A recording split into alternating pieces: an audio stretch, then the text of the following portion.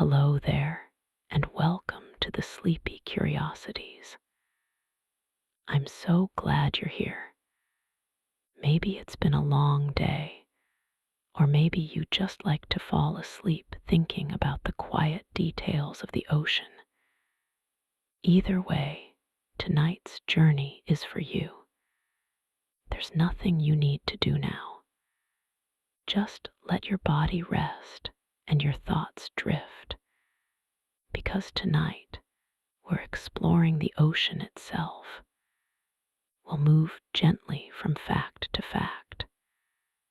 Some things may surprise you.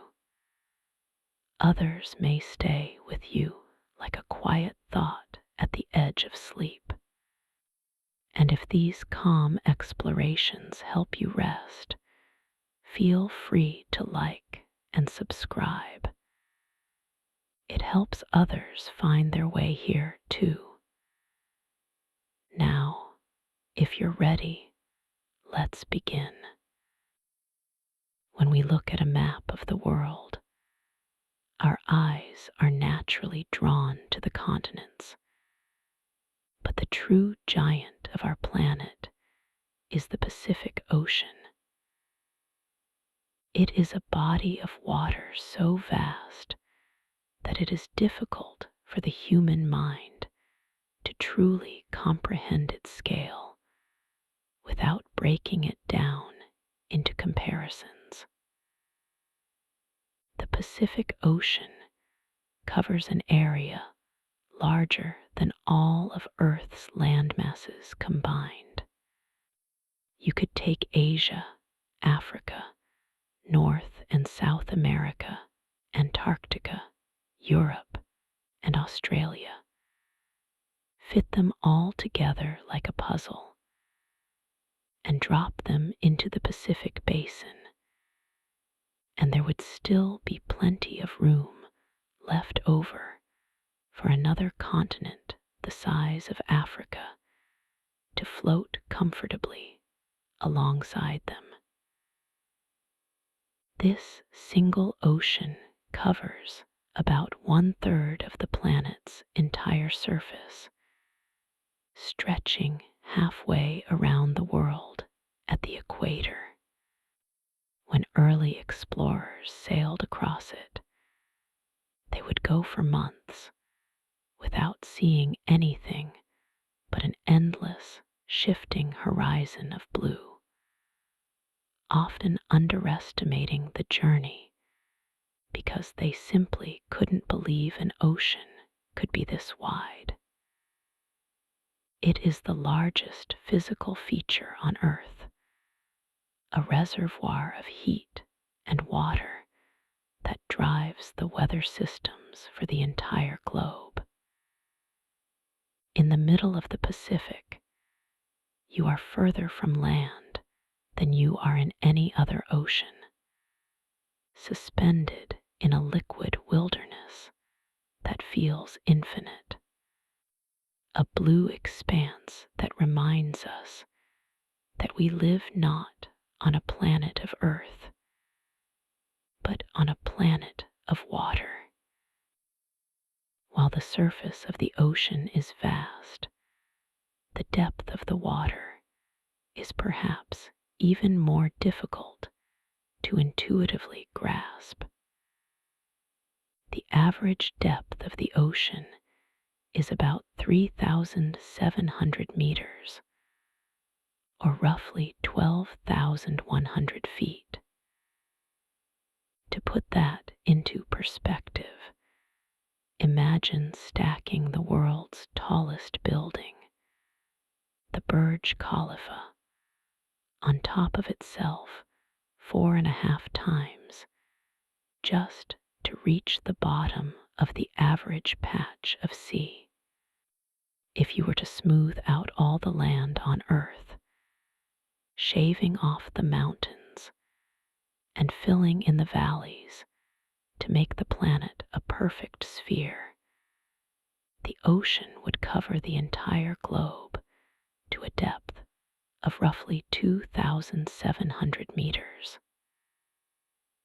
This average depth means for the vast majority of the ocean's volume, the environment is in total darkness. Sunlight can only penetrate a few hundred meters down, creating a thin, illuminated skin on the surface of a very deep, very dark body of water. Below that sunlit zone where we swim and sail lies the midnight zone, and beyond, vast layers of cold, pressurized water that have never seen the sun. It is a three-dimensional living space that dwarfs the habitable land area we are used to, offering room for giant squid, whales, and billions of microscopic creatures to move vertically in a way land animals never could. The surface is just the ceiling of a much larger, darker room. Although we give different names to the oceans, Atlantic, Pacific, Indian, Arctic, and Southern, these are actually just human labels for a single, interconnected body of water. Scientists often refer to this simply as the world ocean. Unlike the continents, which are separated by vast distances of water, the ocean basins are all linked, allowing water to flow freely from one to the other in a continuous loop. If you were a drop of water, you could travel from the icy coast of Antarctica up through the Atlantic, around the Horn of Africa, and into the Pacific without ever leaving the sea. This connectivity is maintained largely by the Southern Ocean, which acts as a great mixing bowl at the bottom of the world, swirling waters from the Atlantic, Indian, and Pacific basins together. This unity is crucial for the planet's health because it allows heat, salt, and nutrients to be transported globally, balancing the climate. The boundaries we draw on maps are artificial lines that nature doesn't recognize. The currents don't stop at the border of the Atlantic and the Indian Oceans. They continue their slow, majestic march, driven by wind and density. It is a reminder that while we see nations and borders, the planet operates as one fluid, cohesive system, one massive heart, circulating life around the globe. The sheer volume of water contained in this world ocean is a number that almost defies calculation, sitting at roughly 1.3 billion cubic kilometers.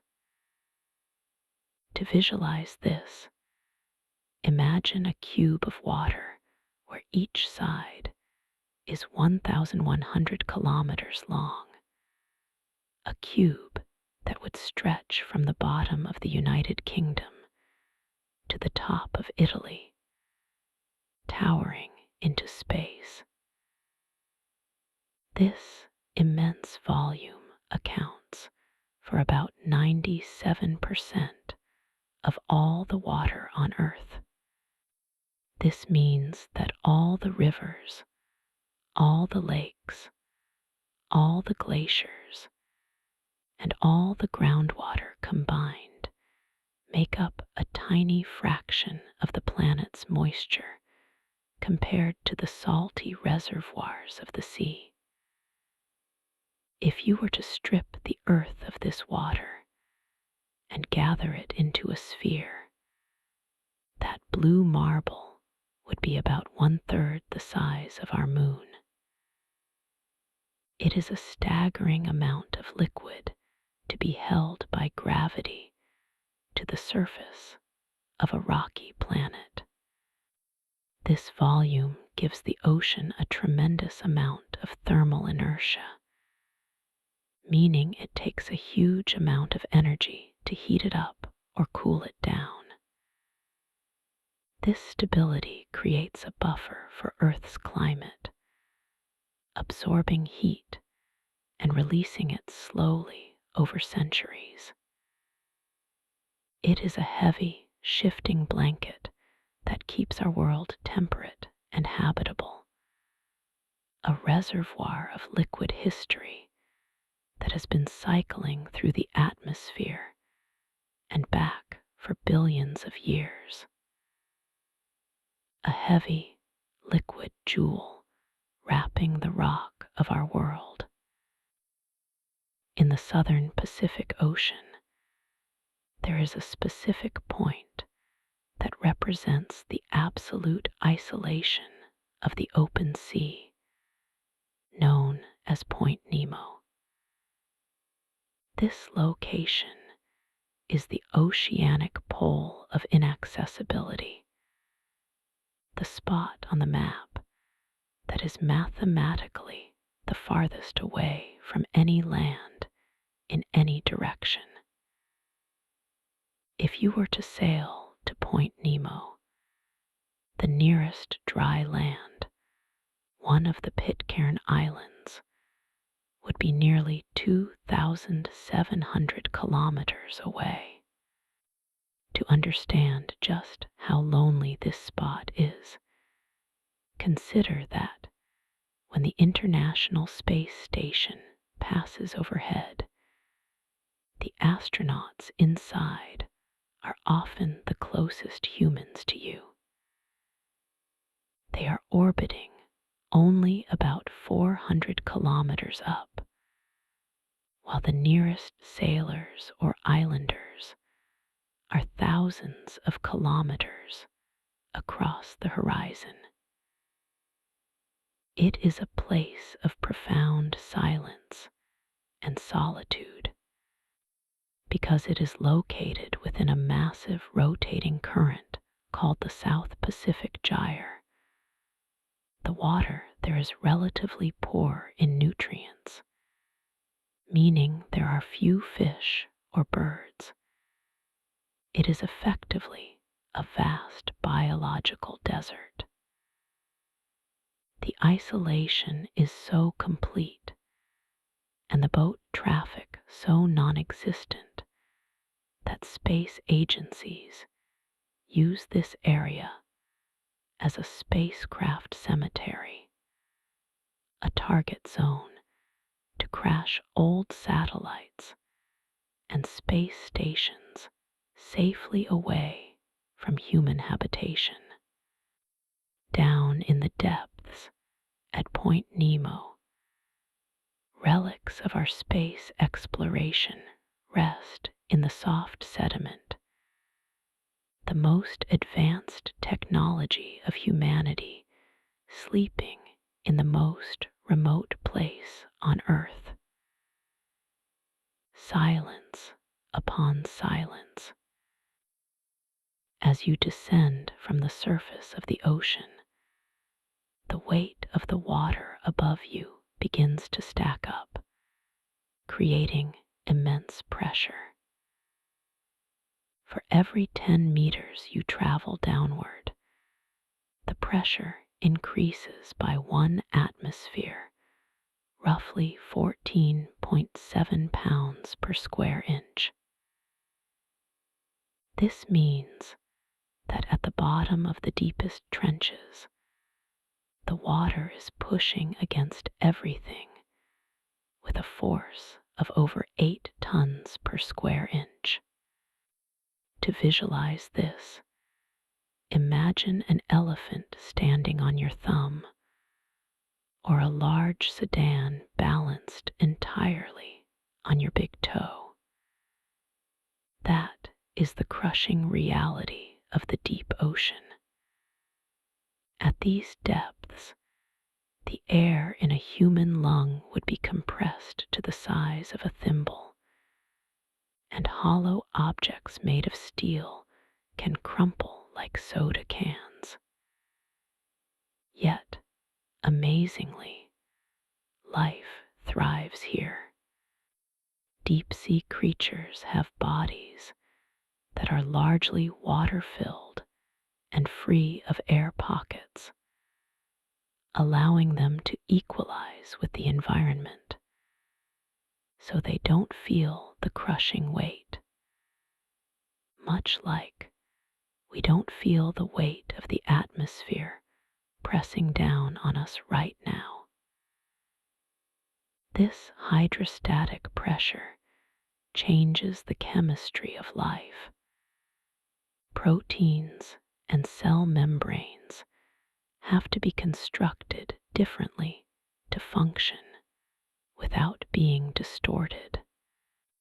It acts as a formidable barrier to exploration, making it harder for us to design machines that can survive the bottom of the ocean than it is to design machines that can survive the vacuum of space. A heavy curtain that protects the deep from the world above. Despite centuries of sailing and decades of modern science, a staggering percentage of the ocean floor remains unmapped and unexplored. You might often hear the phrase that we know more about the surface of Mars than we do about the bottom of our own ocean.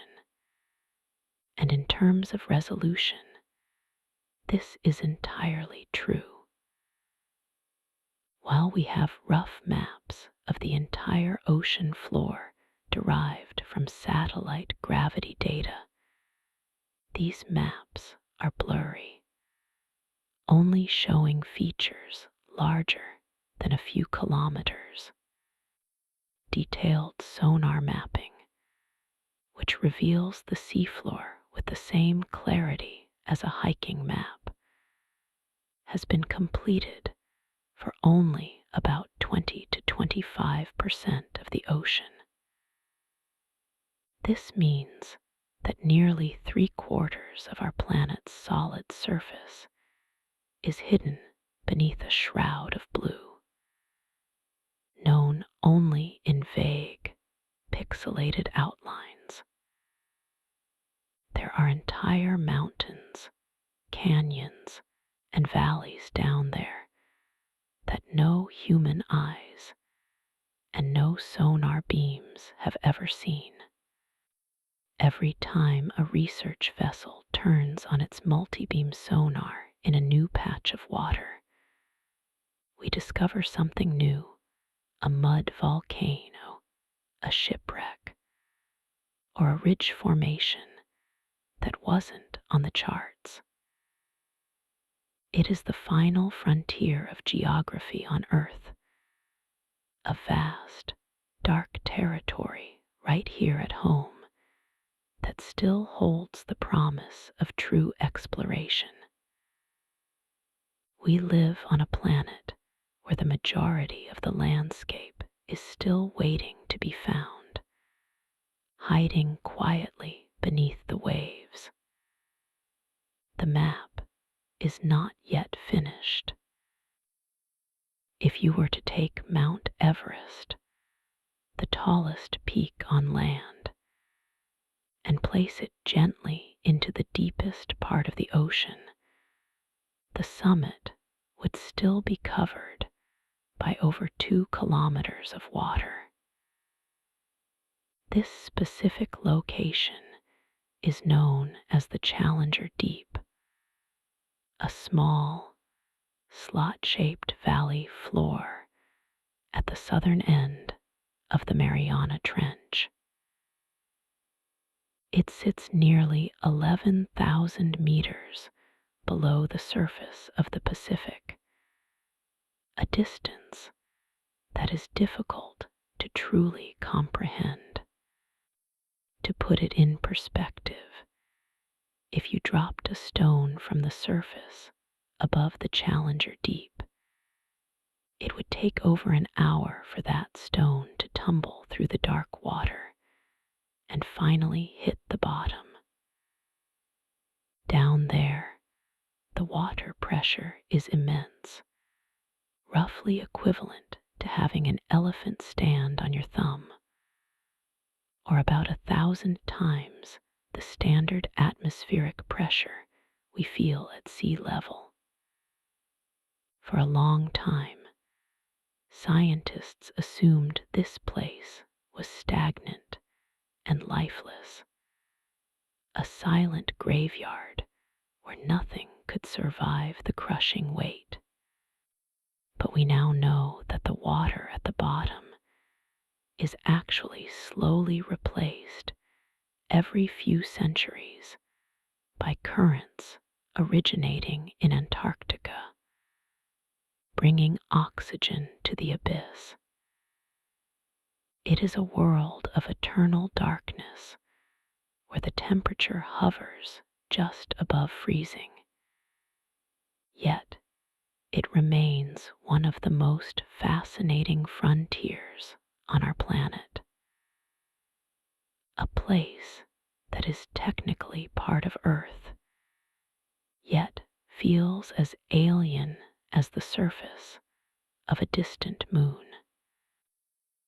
The first time humans ever visited this depths was in January of 1960, inside a vessel that looked less like a submarine and more like a hot air balloon made of steel. The bathyscaphe Trieste carried Swiss engineer Jacques Piccard and U.S. Navy Lieutenant Don Walsh on a slow 5-hour descent into the unknown. The vessel was unique because it didn't use compressed air to control its buoyancy. Instead, the massive upper float was filled with gasoline. Gasoline is lighter than water, and crucially, it doesn't compress under pressure, making it the perfect lifting gas for the deep ocean. As they descended past 9,000 meters, a loud cracking sound echoed through the sphere, shaking the entire vessel. It was a terrifying moment in the absolute dark, but they continued downward. They later discovered that an outer plexiglass window pane had cracked under the stress, yet the inner hull held firm. When they finally touched down in the soft, diatomaceous ooze of the bottom, they stayed for only 20 minutes. Because their landing kicked up a massive cloud of silt, they couldn't see much, but they did spot a flat fish, likely a sea cucumber or a simplified flatfish, proving instantly that life existed where physicists said it shouldn't. They were the first to see the bottom of the world, a feat that wouldn't be repeated for another 52 years. A brief, quiet visit to the basement of the world. The region of the ocean deeper than 6,000 meters is known as the Hadal Zone, named after Hades, the Greek god of the underworld. While the name suggests a hellscape, the reality is a place of delicate, ghostly beauty where life has adapted in surprising ways. At these depths, standard proteins would warp and cell membranes would solidify like butter in a fridge. But the creatures here have evolved specific chemical defenses. They use a substance called trimethylamine N oxide, which acts as a stabilizer, preventing their cells from crushing under the immense weight of the water column. The most famous resident here is the Mariana snailfish, the deepest living fish ever collected. It doesn't look like a monster of the deep. It looks like a translucent, pink tadpole without scales.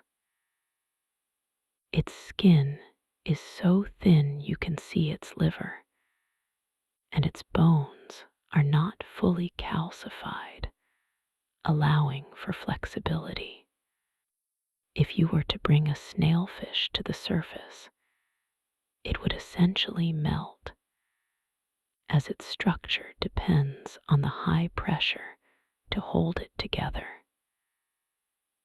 These creatures move slowly, conserving energy in an environment where food is scarce, relying on the occasional fall of organic matter from kilometers above. They are the fragile ghosts of the trench, living quiet lives in a place where sunlight has never reached. One of the strangest phenomena observed in the deep ocean is something biologists call deep-sea gigantism. For reasons that science is still working to fully understand, certain invertebrates that are tiny in shallow waters grow to massive sizes in the abyss. The most striking example is the giant isopod. On land, its closest relative is the common woodlouse, or roly-poly, a tiny bug you might find under a garden rock. But down in the cold dark, the giant isopod can grow to the size of a large house cat, covered in pale, armored plating. Sea spiders, which are usually barely visible to the naked eye, can grow leg spans of over half a meter in the polar deeps. Theories for why this happens vary. Some scientists believe it is due to the colder temperatures slowing down their metabolism, allowing them to grow larger over much longer lifespans. Others point to the higher concentration of dissolved oxygen in deep, cold water.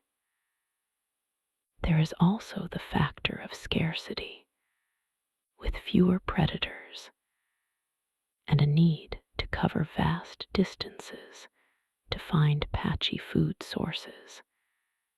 Being larger might offer an energy advantage. Whatever the reason, the result is a landscape populated by familiar shapes drawn on a terrifyingly large scale. A land of slow-moving giants drifting through the dark water. The Mariana Trench itself was not formed by a sudden crack in the earth, but by a slow, relentless collision that has been happening for millions of years.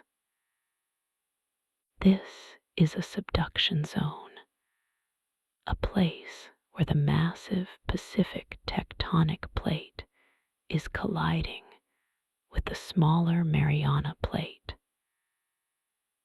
Because the Pacific plate is older and colder, it is denser, which causes it to slide beneath the Mariana plate, plunging down into the Earth's fiery mantle.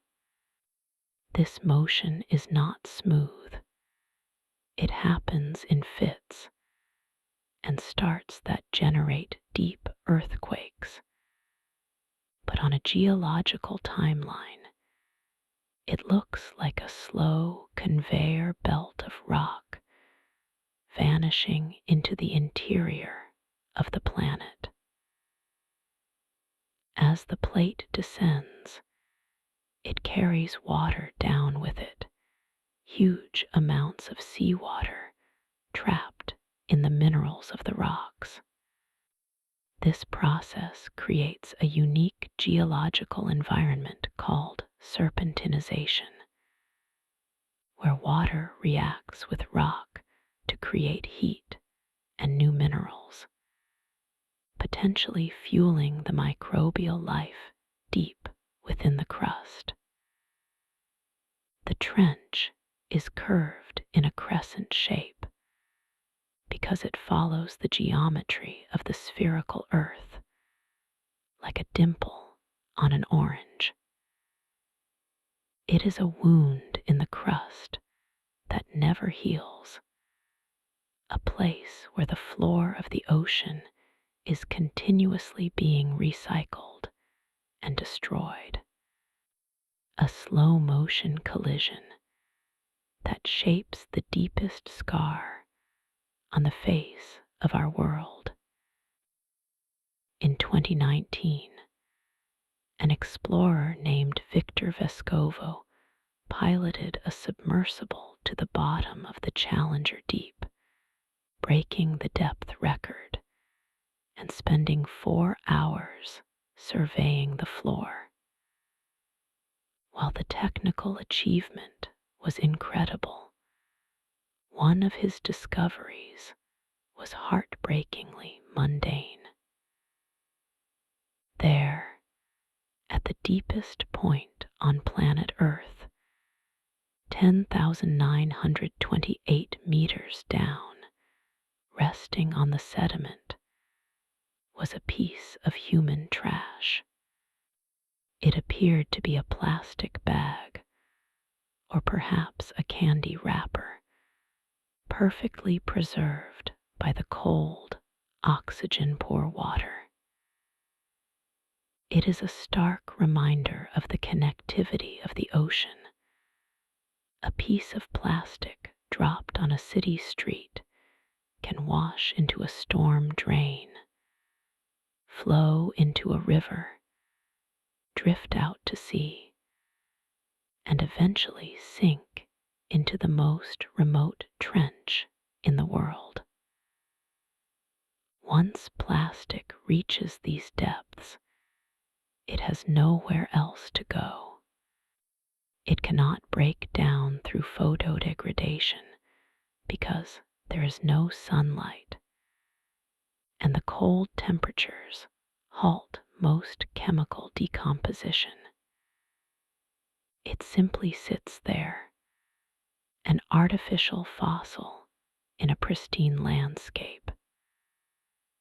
Researchers have even found microplastics in the stomachs of amphipods living in the trench, meaning that human industry has touched the food web of the most isolated ecosystem we know. A permanent footprint in a place we were never meant to walk. At these extreme depths, even the physics of sound begins to behave differently. We tend to think of the deep ocean as a place of crushing silence, but water is an excellent conductor of sound far better than air. In the dense, highly pressurized water of the trenches, sound waves travel incredibly fast and retain their energy over vast distances. While the surface might be noisy with wind and waves, the deep ocean has its own acoustic profile. The extreme pressure increases the density of the medium, allowing noises to snap and travel with startling clarity. Submersibles descending into the trench often record a soundscape that includes the distant rumbles of earthquakes, the grinding of tectonic plates, and the calls of whales from kilometers above, filtered through the layers of the sea. Because light cannot penetrate this far, sound becomes the primary way the environment is understood by the creatures that live there. They sense vibrations and pressure waves long before they can touch or smell a source. If you were standing at the bottom and your ears could withstand the pressure, you wouldn't hear the wind or the weather. You would hear the groaning of the earth itself. The deep is not silent. It is merely waiting for us to listen. There is a slow, silent river moving through the world's oceans that takes a millennium to complete a single journey. Scientists call this the global conveyor belt, or thermohaline circulation, a massive system driven by subtle differences in temperature and salt. It begins in the North Atlantic, near the edge of the Arctic, where sea ice forms. When this ice freezes, it leaves the salt behind in the surrounding water, making that water incredibly dense and heavy. This cold, salty water sinks deep into the abyss, creating a powerful downward current that pulls more water in from the south to replace it. Once it sinks, that water begins a slow migration along the bottom of the Atlantic, wrapping around Antarctica and eventually surfacing in the Indian and Pacific Oceans hundreds of years later. It warms up, collects nutrients, and eventually loops back toward the Atlantic to start the cycle all over again. If you were to drop a message in a bottle into this deep current today, it might not resurface for 1,000 years. This slow churning is the heartbeat of the planet, regulating temperatures and distributing nutrients across the globe in a rhythm so protracted that human history is just a brief flicker during a single circulation. A slow, ancient pulse that keeps the ocean breathing. Off the eastern coast of North America flows the Gulf Stream, a current so powerful it transports more water than all the world's rivers combined. It acts like a massive heating pipe for the planet, carrying warm tropical water from the Gulf of Mexico all the way up toward northern Europe. This is why places like London or Paris, which are actually farther north than cities like Montreal or Minneapolis, have much milder winters. The current is distinct and visible to the naked eye. Early sailors noted that the deep indigo blue of the Gulf Stream stood in sharp contrast to the lighter green of the surrounding colder waters. It is about 60 miles wide and moves swiftly, reaching speeds of 4 or 5 miles per hour, which was fast enough to frustrate sailing ships trying to travel against it before they understood its path. Benjamin Franklin actually created one of the first charts of this stream in the 18th century, after noticing that mail ships took weeks longer to reach New York than London. This river of heat releases its warmth into the atmosphere as it travels north, acting as a blanket for an entire continent. A wandering river of warmth in a cold, open sea. In the vast Pacific Ocean, a climate phenomenon known as El Niño reveals how intimately the wind and water are connected. Under normal conditions, strong trade winds blow from east to west along the equator, piling up warm surface water near Indonesia and Australia like water sloshing to one side of a bathtub. But every few years, for reasons that are still somewhat mysterious, these winds weaken or even reverse. When the pressure releases, that massive pool of warm water sloshes back toward the east, reaching the coasts of South America. This shift completely reorganizes the atmosphere above it. Rain that usually falls over the rainforests of Southeast Asia falls over the deserts of Peru instead.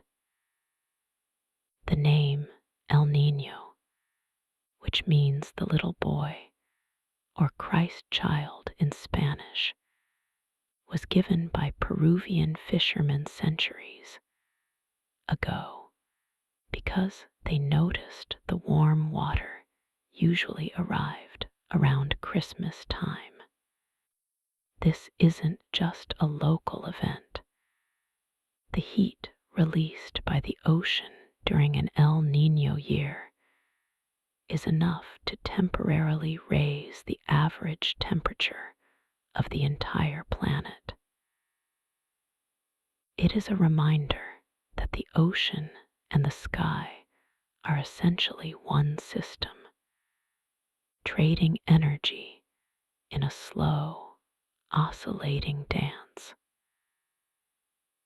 A quiet shifting of the winds that changes the weather of the world. The ocean acts as a planetary lung, inhaling carbon dioxide from the atmosphere and locking it away in the deep. This process is known as the carbon sink, and without it, the Earth would be a much hotter place. It happens through two main pathways, one physical and one biological. In the physical process, cold water absorbs gas much better than warm water, just like a cold soda holds its fizz longer than a warm one. as the frigid waters in the North Atlantic and Southern Ocean sink into the deep, they drag dissolved carbon down with them, trapping it in the abyss for centuries. The biological process is even more poetic. Tiny marine creatures use carbon to build their shells and skeletons. When they die, they drift downward like a gentle snow, carrying that carbon to the seafloor, where it eventually turns into limestone and rock.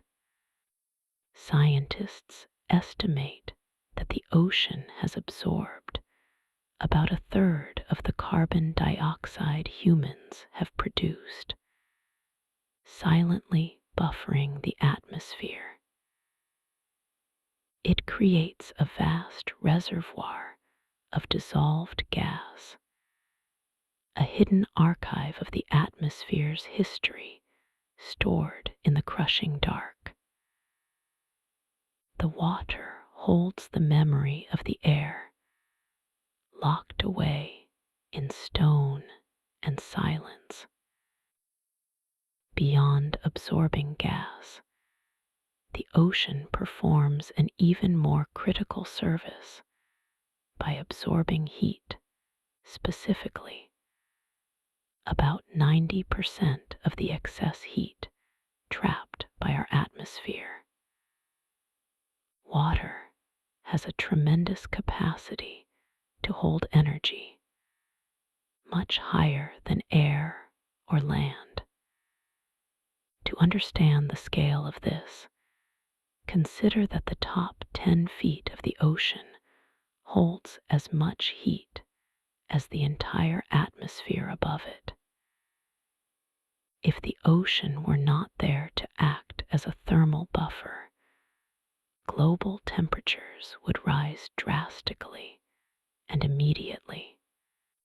Instead, the seas take in this energy, warming slowly and expanding as they do.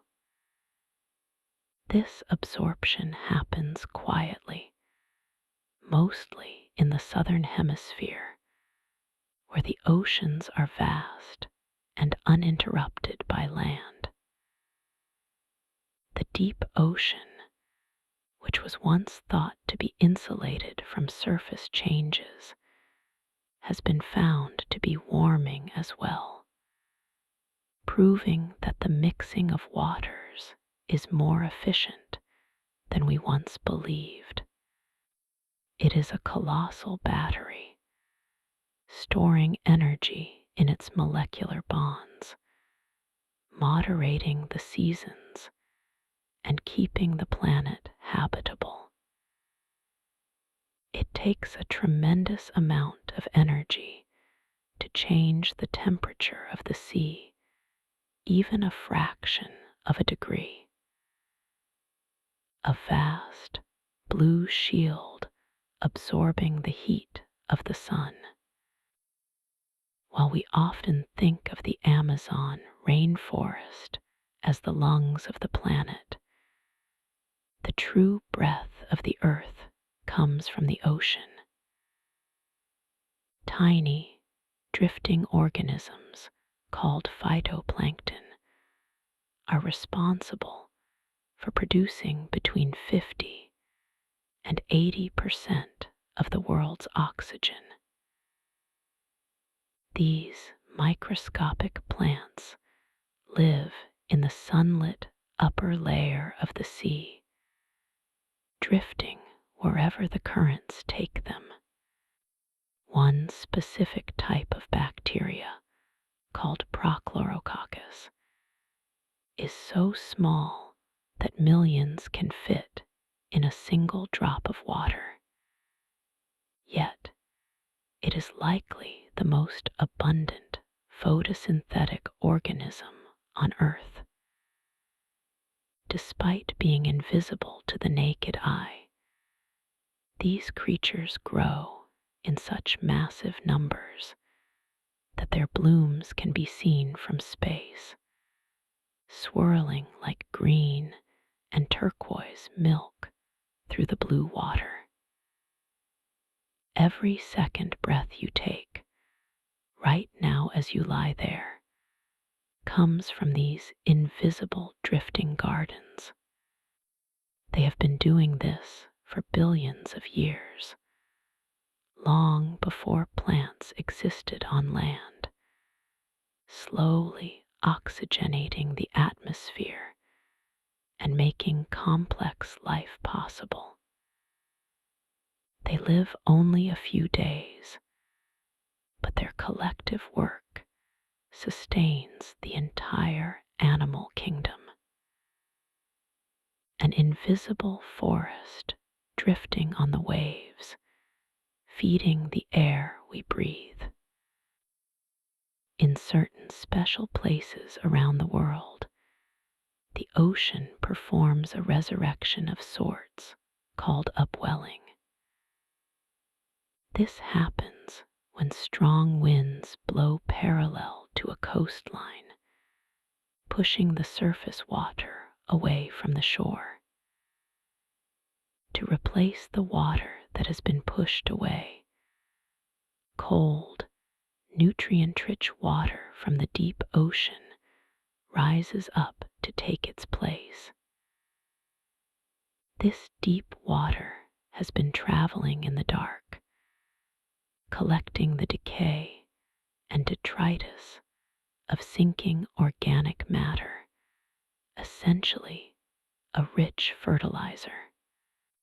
When this nutrient-dense water hits the sunlight of the surface, it triggers an explosion of life. Phytoplankton bloom instantly, feeding zooplankton, which feed small fish, which feed everything else. This is why areas like the coast of California or Peru are so incredibly rich with marine life, supporting massive populations of whales, seals, and seabirds. Although upwelling zones make up less than 1% of the ocean's surface, they support about half of the world's fisheries. It is a vertical cycle where the bottom feeds the top, bringing the richness of the deep back into the light. A cycle of renewal where the old waters rise to nourish the new. The heart of a blue whale is a vessel of life so massive that it challenges our ability to comprehend biology on a terrestrial scale. While we often hear that these creatures are the largest animals to ever live, exceeding even the heaviest dinosaurs, the specifics of their anatomy are where the true wonder lies. A blue whale's heart is roughly the size of a small bumper car or a golf cart, weighing close to 400 pounds. It is a biological engine that pumps roughly 60 gallons of blood with every single contraction, sending oxygen through a circulatory system that spans the length of 2 school buses. The arteries connecting to this heart are so wide that a human baby could theoretically crawl through them, and the aorta is about the width of a dinner plate. Because the animal is so large and efficient, its heart doesn't need to race like ours does. When a blue whale dives deep into the cold currents to feed, its heart rate can slow to just 2 beats per minute. This slow, rhythmic thumping is so powerful that acoustic equipment can detect it from 2 miles away through the water. It is a slow, heavy drumbeat in the ocean's silence, driving a body that requires millions of calories a day just to exist. There is something deeply peaceful about an animal of such immense power living with such a slow, deliberate pulse. A giant that moves with the patience of the tides themselves. In the deep, dark canyons of the ocean, the sperm whale performs a feat of endurance that seems almost impossible for a mammal that breathes air. While we might struggle to hold our breath for a minute or two, a sperm whale can leave the surface and descend into the abyss for over an hour, sometimes staying submerged for 90 minutes on a single breath. To achieve this, their bodies undergo a radical transformation the moment they slip beneath the waves. As they dive, their heart rate drops, and their body creates a conscious prioritization of oxygen, directing blood flow only to the brain and essential organs while shutting down digestion and kidney function. Perhaps most remarkably, they have evolved a flexible rib cage that allows their lungs to collapse completely under the crushing pressure of the deep sea. By collapsing their lungs, they avoid absorbing excess nitrogen, which protects them from the bends that would kill a human diver. They carry oxygen not just in their lungs, but stored in high concentrations within their muscle tissue, effectively turning their own flesh into a scuba tank. In the absolute darkness, thousands of feet down, they hunt for squid using sound alone, navigating a world where they are alien visitors, suspended between the need for air above and the need for food below. When they finally return to the surface, the exhalation of old air is an explosive event, clearing the way for the fresh breath that will fuel their next journey into the dark. To survive in the twilight zone of the ocean, where sunlight fades into an endless, inky gloom, the giant squid has evolved the largest eyes in the animal kingdom. These eyes can grow to be the size of a dinner plate, roughly 10 to 12 inches in diameter, which is a scale of vision that is hard to imagine on land. A human eye is about an inch across. The giant squid's eye is a massive aperture designed for one specific purpose: to catch the faintest glimmer of light in the deep ocean. At depths where the sun is just a memory, the only light comes from the bioluminescence of other creatures, or the faint silhouettes of predators moving against the incredibly dim surface light far above. Scientists believe these enormous eyes aren't necessarily for finding prey, but for spotting danger, specifically the approach of the sperm whale.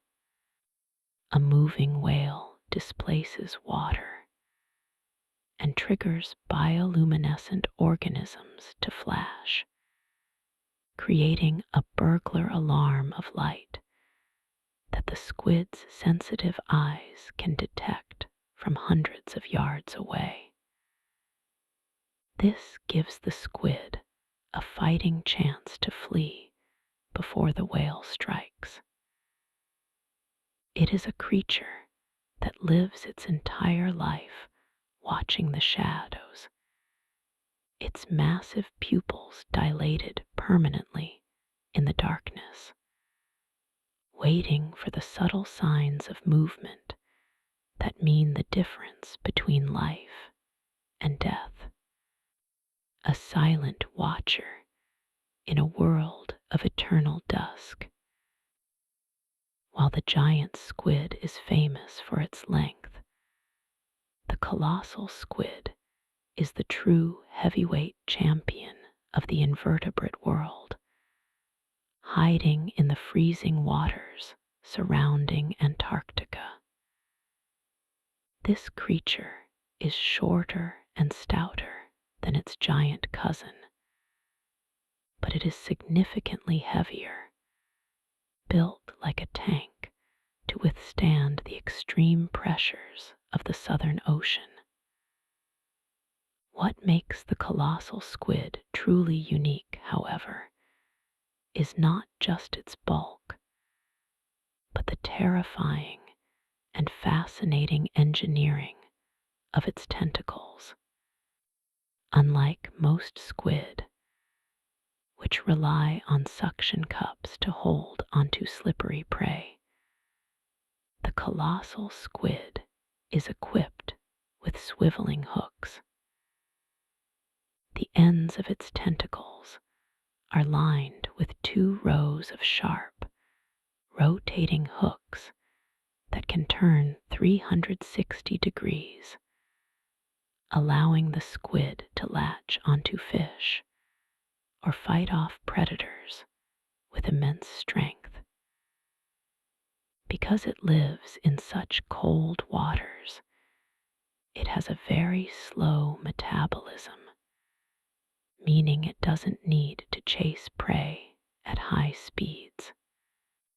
Instead, it operates as an ambush predator, drifting silently in the dark water until something swims within reach, at which point those rotating hooks deploy with lightning speed. It is a creature of the ice and the deep, rarely seen by human eyes, existing as a legend of the southern seas. We have only found a few intact specimens, reminding us that there are still monsters in the deep that live entirely apart from the human world. In the icy waters of the Arctic, the bowhead whale swims through history with a lifespan that makes it the oldest living mammal on Earth. Scientists have discovered that these whales can live for over 200 years, meaning there are individuals alive today that were swimming in the ocean before the invention of the light bulb, the car, or the telephone. We learned this in a surprising way. Whalers and researchers occasionally found ancient stone and ivory harpoon tips embedded in the blubber of whales caught in the modern era, weapons that hadn't been used since the Victorian times. The bowhead whale survives the freezing polar temperatures by maintaining a very slow metabolism and a thick layer of blubber, which seems to protect its cells from the aging process that affects other mammals. They possess unique genes that specialize in DNA repair, keeping their bodies healthy and cancer-free for 2 centuries. This means a single bowhead whale could have been born during the presidency of Thomas Jefferson, swum through the quiet seas during the World Wars, and continued its slow migration through the shrinking ice of the 21st century. They are living time capsules, drifting through the cold, dark waters, carrying the memory of an ocean that was much quieter and emptier than the one we know today. The narwhal is often called the unicorn of the sea because of its long, spiraling tusk, but the truth of this appendage is even more fascinating than the myth. The tusk is actually an elongated tooth, specifically the left canine, that grows right through the whale's upper lip and can reach lengths of over 8 feet. For a long time, scientists thought this tusk was used primarily for fighting rivals or breaking ice, similar to the antlers of a deer. However, recent research has revealed that the tusk is actually a highly sensitive sensory organ. Unlike human teeth, which have enamel on the outside and nerves on the inside, the narwhal tusk is inverted. The sensitive nerves are on the outside, protected by a porous layer. The tusk contains millions of nerve endings capable of detecting the most subtle changes in the water. It can taste the salinity of the ocean to find the best freezing currents, detect temperature shifts, and arguably even sense barometric pressure changes in the air above the surface. When narwhals are seen rubbing their tusks together, it may not be a battle, but a way of sharing sensory information, like downloading data about the water from one whale to another. It is a tooth that feels the ocean, guiding the whale through the shifting maze of Arctic ice. When a large whale finally reaches the end of its long life and dies, its body does not simply disappear. It becomes the foundation for an entire ecosystem known as a whale fall. As the massive carcass sinks, it drifts down through the water column, eventually landing on the abyssal plain, often miles beneath the surface, where food is incredibly scarce. In this barren, mud-flat environment, the arrival of a whale is like a biological oasis appearing in a desert. The decomposition process happens in distinct stages that can last for decades. First, mobile scavengers like sleeper sharks and hagfish arrive to consume the soft tissue, a feast that that can last for up to 2 years. Once the bones are exposed, a second wave of life takes over snails, worms, and crustaceans that colonize the nutrient-rich sediment surrounding the skeleton. Finally, specialized bacteria break down the fats stored deep inside the bones, releasing sulfur that supports chemotropic life forms similar to those found at hydrothermal vents. Scientists have found species at Whale Falls that exist nowhere else on Earth, including zombie worms that have no eyes or stomachs but use acid to drill into the bone.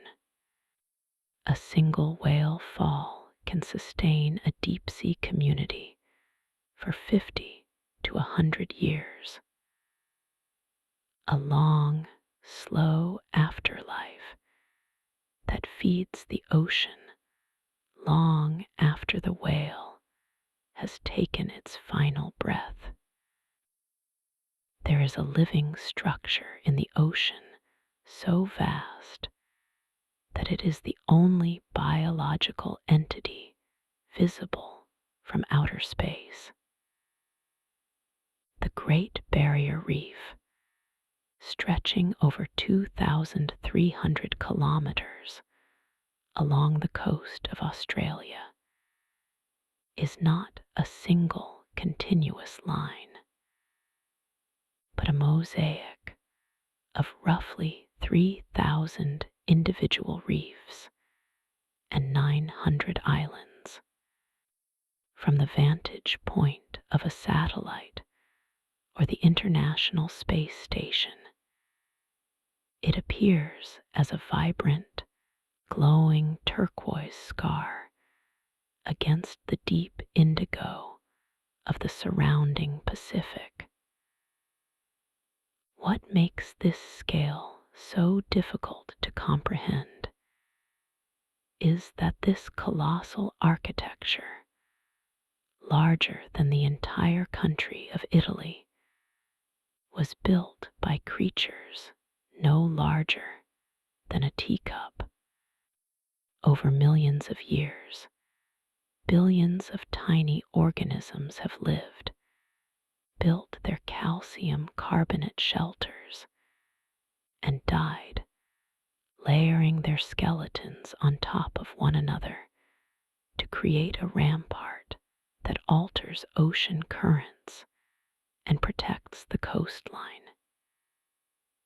It is a biological mountain range, built millimeter by millimeter, rising from the sea floor toward the sunlight.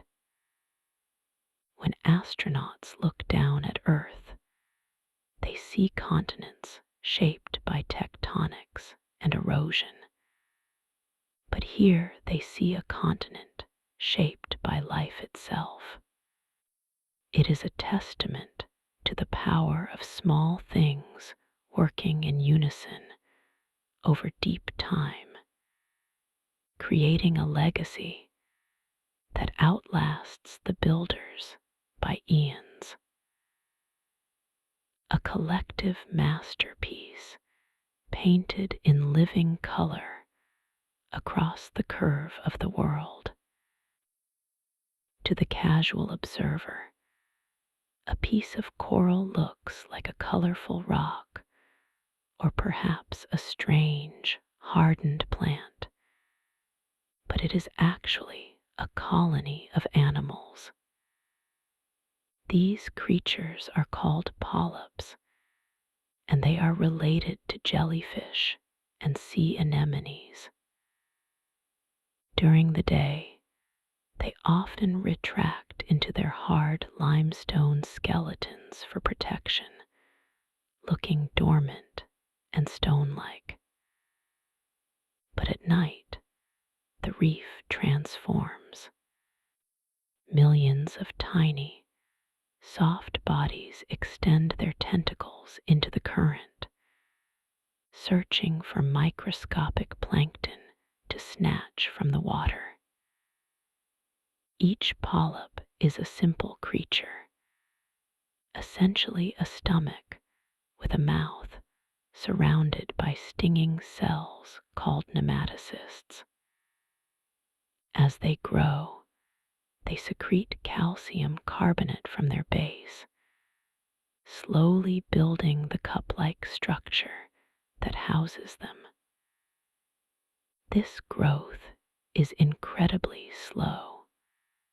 Massive boulder corals might only grow a centimeter or two a year.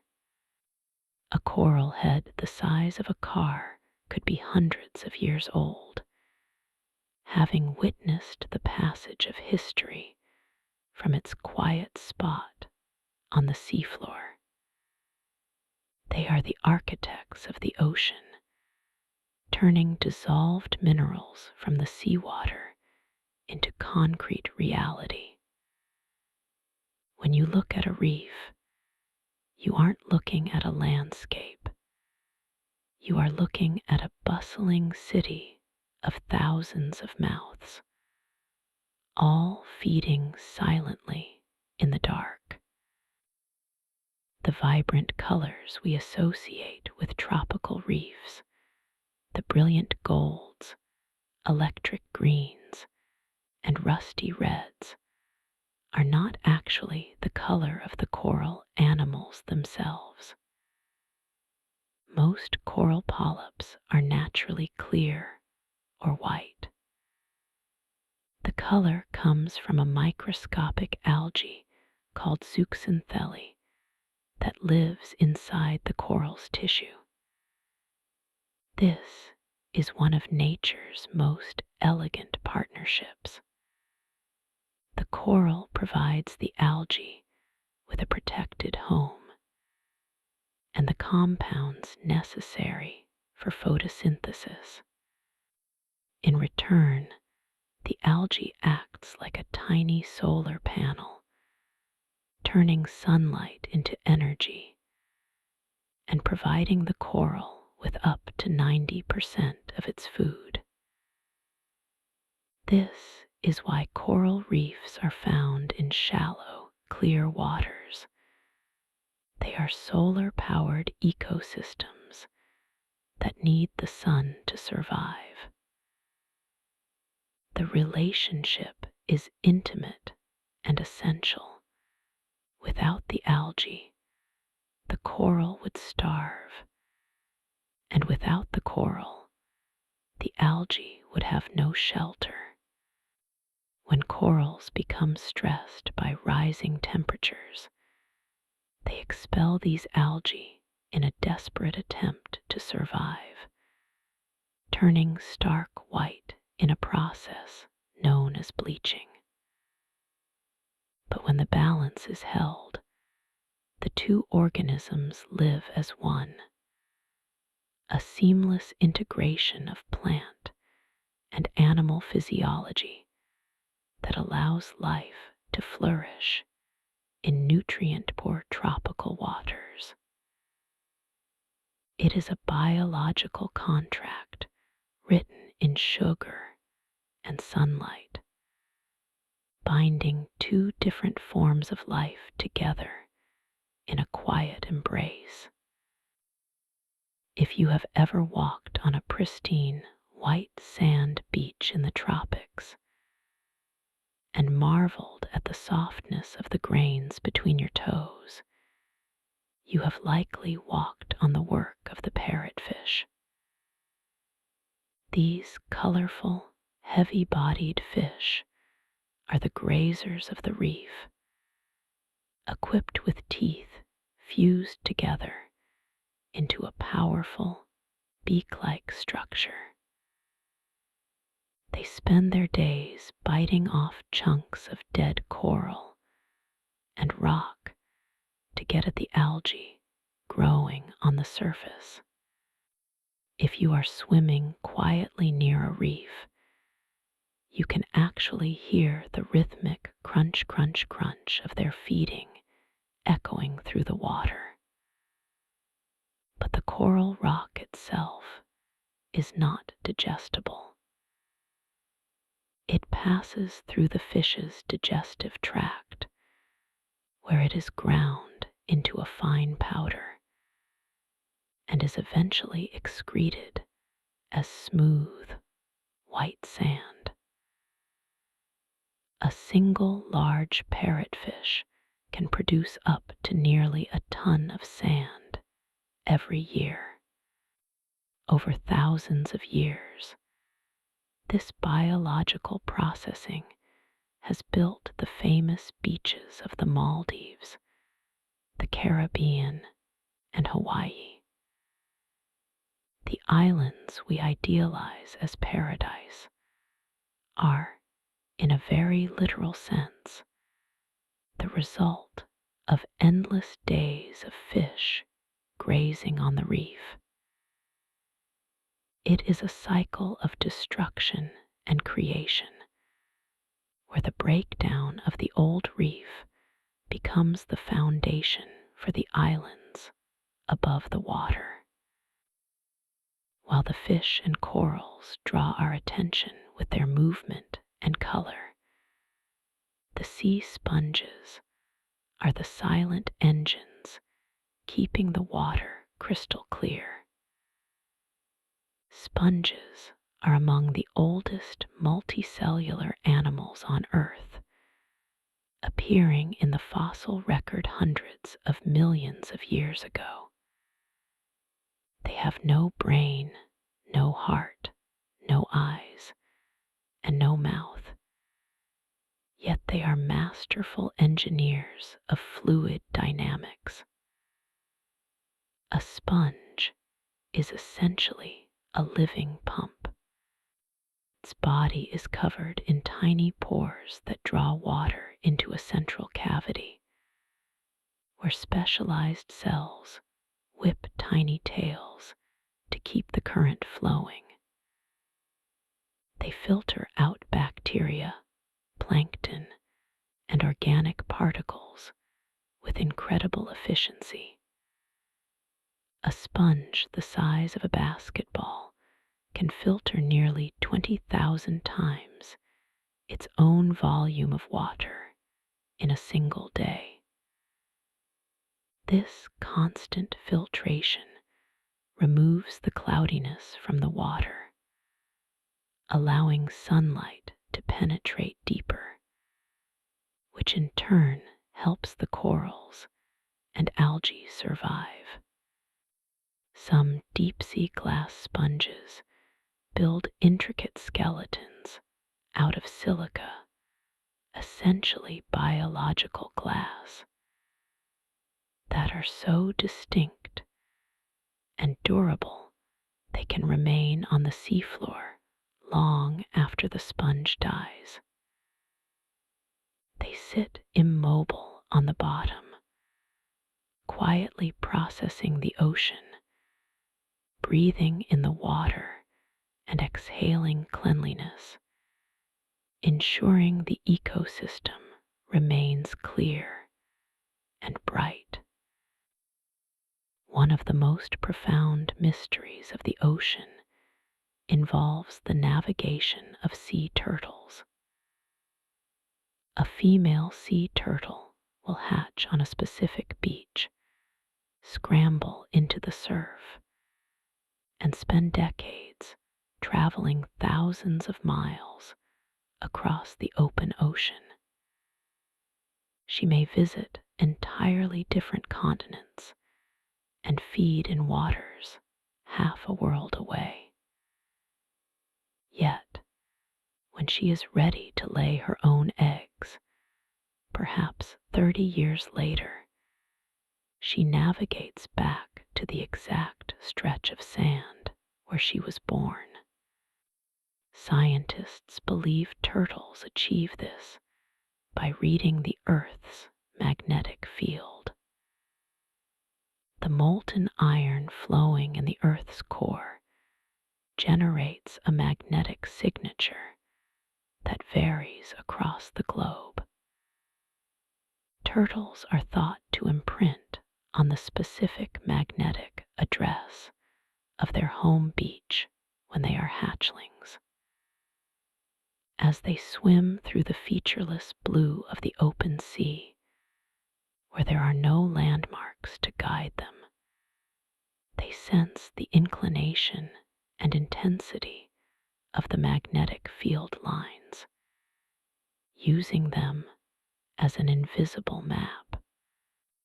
It is a guidance system more ancient and reliable than any GPS. Even in the shifting, chaotic environment of the ocean, they carry a sense of home within them, a magnetic memory that pulls them across the planet to complete the circle of life where it began. Life on the reef is often a competition for survival, but there are specific places where a truce is called, known as cleaning stations. These are designated areas, usually around a specific coral head, occupied by small creatures like cleaner wrasse or cleaner shrimp.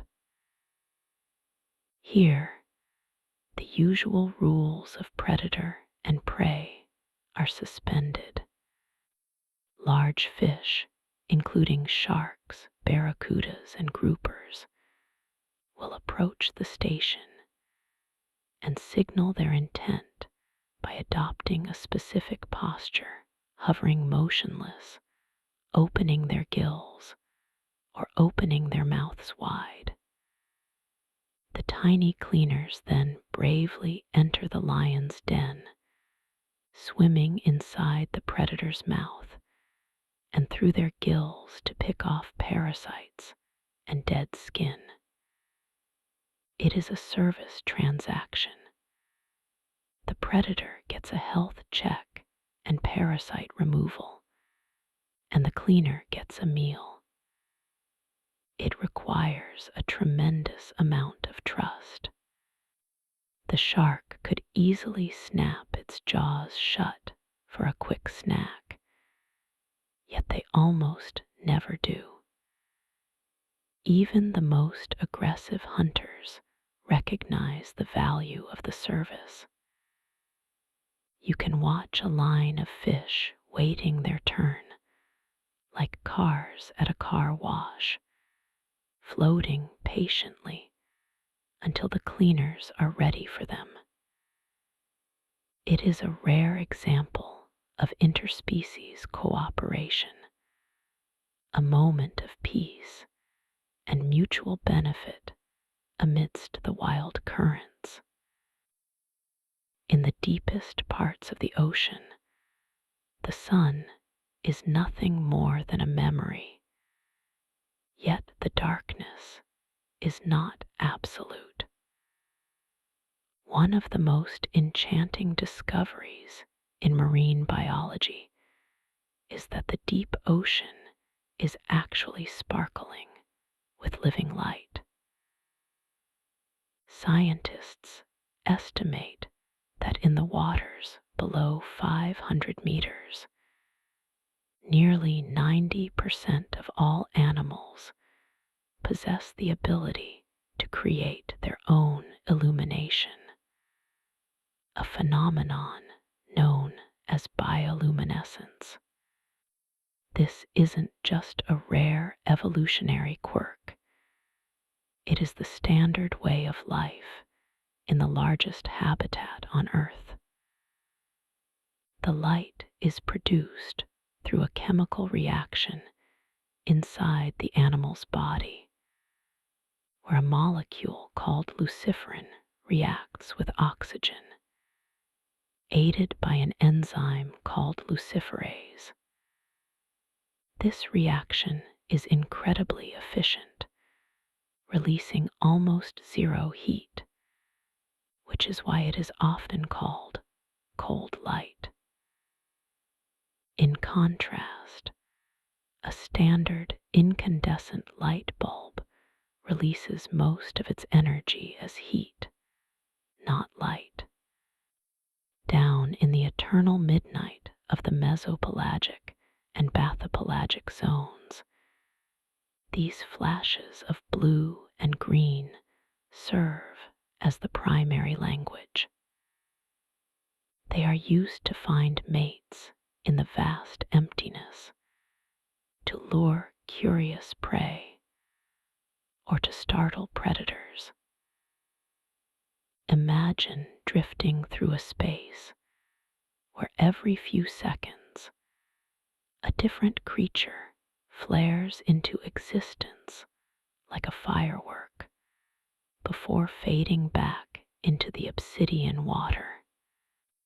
It is a galaxy inverted, where the stars are living, breathing, and swimming through the void, creating a constellation that is constantly shifting and reshaping itself in the cold pressure of the deep. Survival in the open ocean often relies on the ability to disappear, and some fish have mastered a technique called counterillumination to do exactly that. In the upper layers of the deep sea, known as the twilight zone, a faint amount of sunlight still trickles down from the surface. If a predator were swimming below and looking up, they would see the silhouettes of prey swimming against this faint, blue-gray ceiling of light. To combat this, creatures like the hatchetfish have evolved a specialized row of light-producing organs called photophores along their bellies. These organs don't just glow randomly. They are finely tuned to match the exact color and intensity of the sunlight filtering down from above. By emitting light downwards that perfectly mimics the background, the fish effectively erases its own shadow. It is a form of active camouflage that requires constant adjustment. If a cloud passes over the sun on the surface, the hatchetfish dims its belly lights. If the clouds clear and the water brightens, the fish brightens its lights in response. This biological cloaking device renders them invisible to predators lurking below, turning a solid object into a phantom. It is a masterful manipulation of optics, where the best way to hide in the light is to become the light itself, dissolving into the blue ambience of the world around them. Perhaps the most iconic example of deep-sea illumination is the eerie lure of the anglerfish. In the pitch-black waters, finding food by sight is impossible, so the anglerfish relies on patience and a brilliant bit of deception. Extending from its forehead is a modified fin spine called the elysium, which acts like a fishing rod, tipping forward to dangle just in front of the fish's massive, tooth-filled mouth.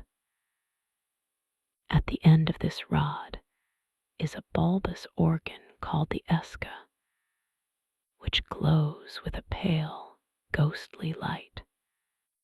What makes this fascinating is that the anglerfish cannot produce this light on its own. The glow comes from a specific colony of bioluminescent bacteria that live inside the esca. It is a mutually beneficial partnership cultivated over millions of years. The fish provides the bacteria with a safe home and nutrients from its blood, and in return, the bacteria provide the light that brings dinner to the fish. In the vast, lonely expanse of the midnight zone, this single point of light acts as an irresistible beacon to smaller fish and crustaceans. They are drawn to it like moths to a flame, expecting a small piece of food, only to find themselves disappearing into the void of the anglerfish's jaws. It is a solitary existence, drifting in the dark, waiting for the hunger of others to betray them, lit by a lantern powered by millions of microscopic guests. While some creatures use light to hunt, the vampire squid uses it to vanish in a cloud of confusion. Despite its fearsome name, the vampire squid is a relatively small and passive scavenger that drifts in the oxygen-poor depths, feeding on falling marine snow. Unlike its shallow water cousins, the octopus and squid, the vampire squid does not possess an ink sac. Releasing a cloud of black ink would be useless in a world that is already pitch black. Instead, when threatened, it ejects a thick, sticky mucus containing thousands of tiny glowing orbs of blue light. This bioluminescent cloud hangs in the water, glowing and swirling for up to 10 minutes. The sudden burst of light in the absolute darkness dazzles and confuses predators, functioning somewhat like a flashbang grenade.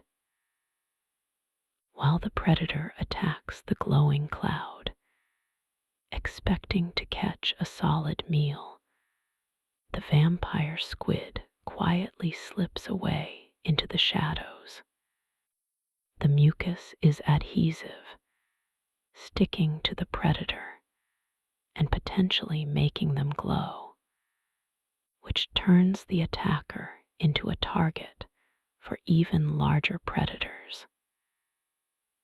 It is a defense mechanism perfectly adapted to the physics of the deep sea, where visual distraction is the primary weapon. The squid essentially creates a ghost of itself, a lingering phantom of light that holds the enemy's attention, while the real creature retreats safely into the comfort of the dark. Not all light in the ocean is the result of chemical reactions. Some of it is a trick of physics and movement displayed beautifully by the comb jelly. Comb jellies or ctenophores are ancient gelatinous creatures that drift through the water currents like alien spacecraft. Unlike jellyfish, they do not sting. Instead, they capture prey with sticky cells. But their most mesmerizing feature is the way they seem to pulse with rainbow-colored lights running down the length of their bodies. This is not true bioluminescence, as the light is not being produced by the animal itself. Instead, it is caused by the rhythmic beating of thousands of tiny, hair-like structures called cilia. These cilia are arranged in rows like the teeth of a comb, and they paddle in sequence to propel the creature through the water. As the cilia move, they scatter light, diffracting it like a prism or the surface of a compact disk. This diffraction splits the weak ambient light into its component colors, creating shimmering waves of red, orange, yellow, green, and blue that ripple down the animal's sides. In the absolute darkness of the deep, many comb jellies can also produce blue bioluminescence, but when caught in the beam of a submersible's light, they transform into glittering jewels. It is a display of pure, mechanical beauty, movement, translated into color, drifting silently through the heavy stillness of the ocean. Communication in the deep sea often involves complex signaling systems, and few animals utilize this better than the flashlight fish. Found in dark caves and deep slopes of the ocean, these fish possess a specialized organ under each eye that houses billions of glowing bacteria. This creates a bright, bean-shaped light that looks like a glowing eye patch. What makes the flashlight fish unique is its ability to turn this light on and off mechanically. The fish has a small flap of skin, like a reverse eyelid, that it can slide up to cover the glowing organ, plunging itself back into darkness. They use this blinking ability for a variety of sophisticated interactions. By blinking in specific patterns, they can coordinate with their school, keeping the group together while foraging at night. They also use a blink and run tactic to evade predators. When chased, the fish will flash its light, swimming in one direction, then suddenly cover the light and dart off in a completely different direction. The predator, tracking the light, lunges at the spot where the flash was last seen, only to bite empty water.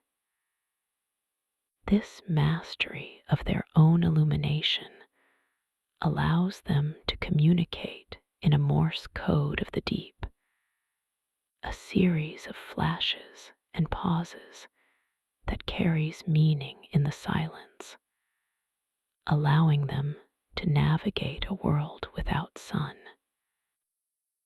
One of the most fundamental rules of the ocean is that water acts as a filter for sunlight, stripping away colors one by one as depth increases.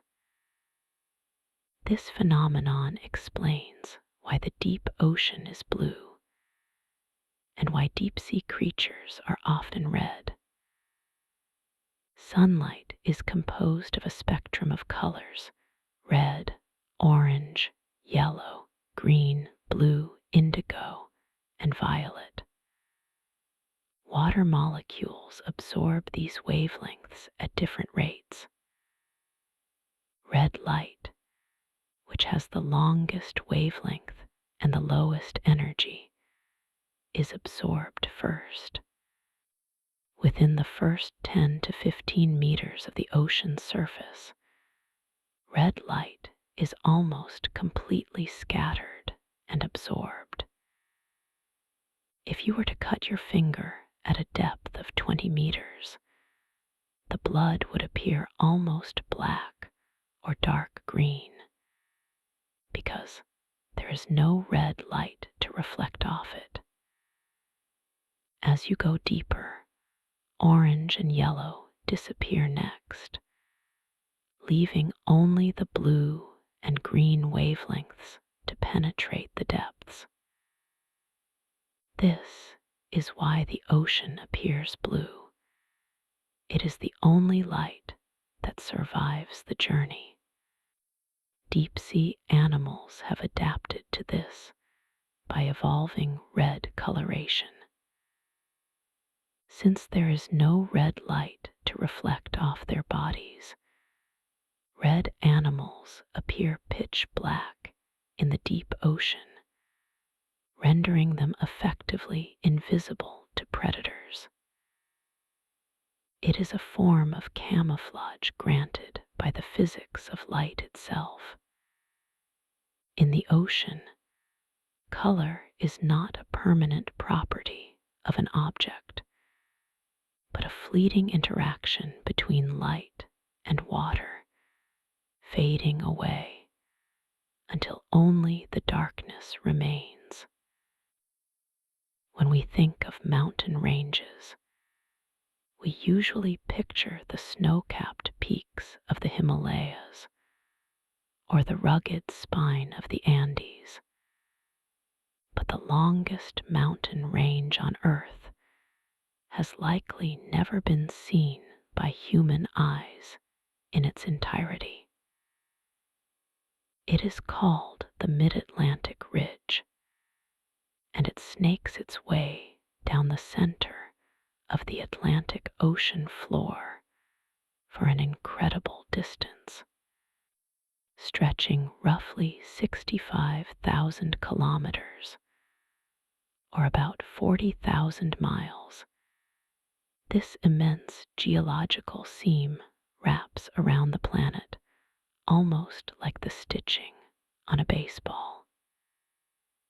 It is 4 times longer than the Andes being the longest range on dry land. Yet for centuries, sailors traveled over it without knowing it existed. The ridge is actually a divergent plate boundary, a place where the earth is pulling apart and new crust is being born from the molten rock beneath. In some places, the peaks of this underwater range rise over 2.5 kilometers from the ocean floor, creating a chaotic landscape of rift valleys and jagged basalt cliffs that rival anything found on the surface. If you drained the oceans, this would be the most prominent feature on our planet, a continuous scar connecting the Arctic to the Antarctic and circling the globe. It wasn't until the mid-20th century that sonar mapping revealed this sleeping giant to us, fundamentally changing our understanding of how the Earth's surface moves and breathes. It stands there in the eternal dark, a silent backbone holding the ocean floor together, while simultaneously pushing it apart. In the deepest, darkest valleys of these underwater ranges, water behaves in ways that seem to defy the laws of physics we know on land. Specifically, around hydrothermal vents, the water temperature can reach an astounding 400 degrees Celsius, or roughly 750 degrees Fahrenheit. Under normal circumstances, water boils and turns to steam at 100 degrees Celsius. But in the crushing abyss of the deep ocean, the rules change. The immense pressure of the water column overhead, often hundreds of times greater than atmospheric pressure, prevents the water from boiling, keeping it in a superheated liquid state. These vents, often called black smokers, are essentially geysers on the ocean floor, spewing out mineral-rich fluids that have been heated by magma beneath the Earth's crust. As this scorching, acidic fluid hits the near-freezing seawater surrounding it, the dissolved minerals instantly precipitate out, creating billowing clouds that look like black smoke. Over time, these minerals build up to form towering chimneys that can grow tens of meters high. It is a violent, toxic, and incredibly hot environment that would instantly destroy a human without protection. Yet, rather than being a barren wasteland, these superheated chimney stacks are often surrounded by thriving communities of life, clustering around the heat like travelers around a hearth in a blizzard. It is a place where the ocean floor is literally leaking the heat of the planet's core into the icy water above. For most of biological history, scientists believed that all life on Earth ultimately depended on the sun for energy. But the ecosystems around these vents proved that life can find another way. This process is called chemosynthesis, a discovery that completely revolutionized our understanding of biology when it was first observed in the late 1970s. In the sunlit world above, plants use photosynthesis to convert light into energy, forming the base of the food chain. But down in the pitch black of the deep ocean, where sunlight has never reached, organisms cannot rely on solar power. Instead, specialized bacteria living inside and around giant tube worms harvest energy from the toxic chemicals spewing out of the hydrothermal vents, particularly hydrogen sulfide. These bacteria convert the chemicals into sugars, feeding the tube worms and other creatures in a remarkable symbiotic relationship. The tube worms themselves are strange, alien-looking creatures that can grow over 2 meters long, with bright red plumes and no mouths or stomachs. They survive entirely on the energy produced by the bacteria living inside them.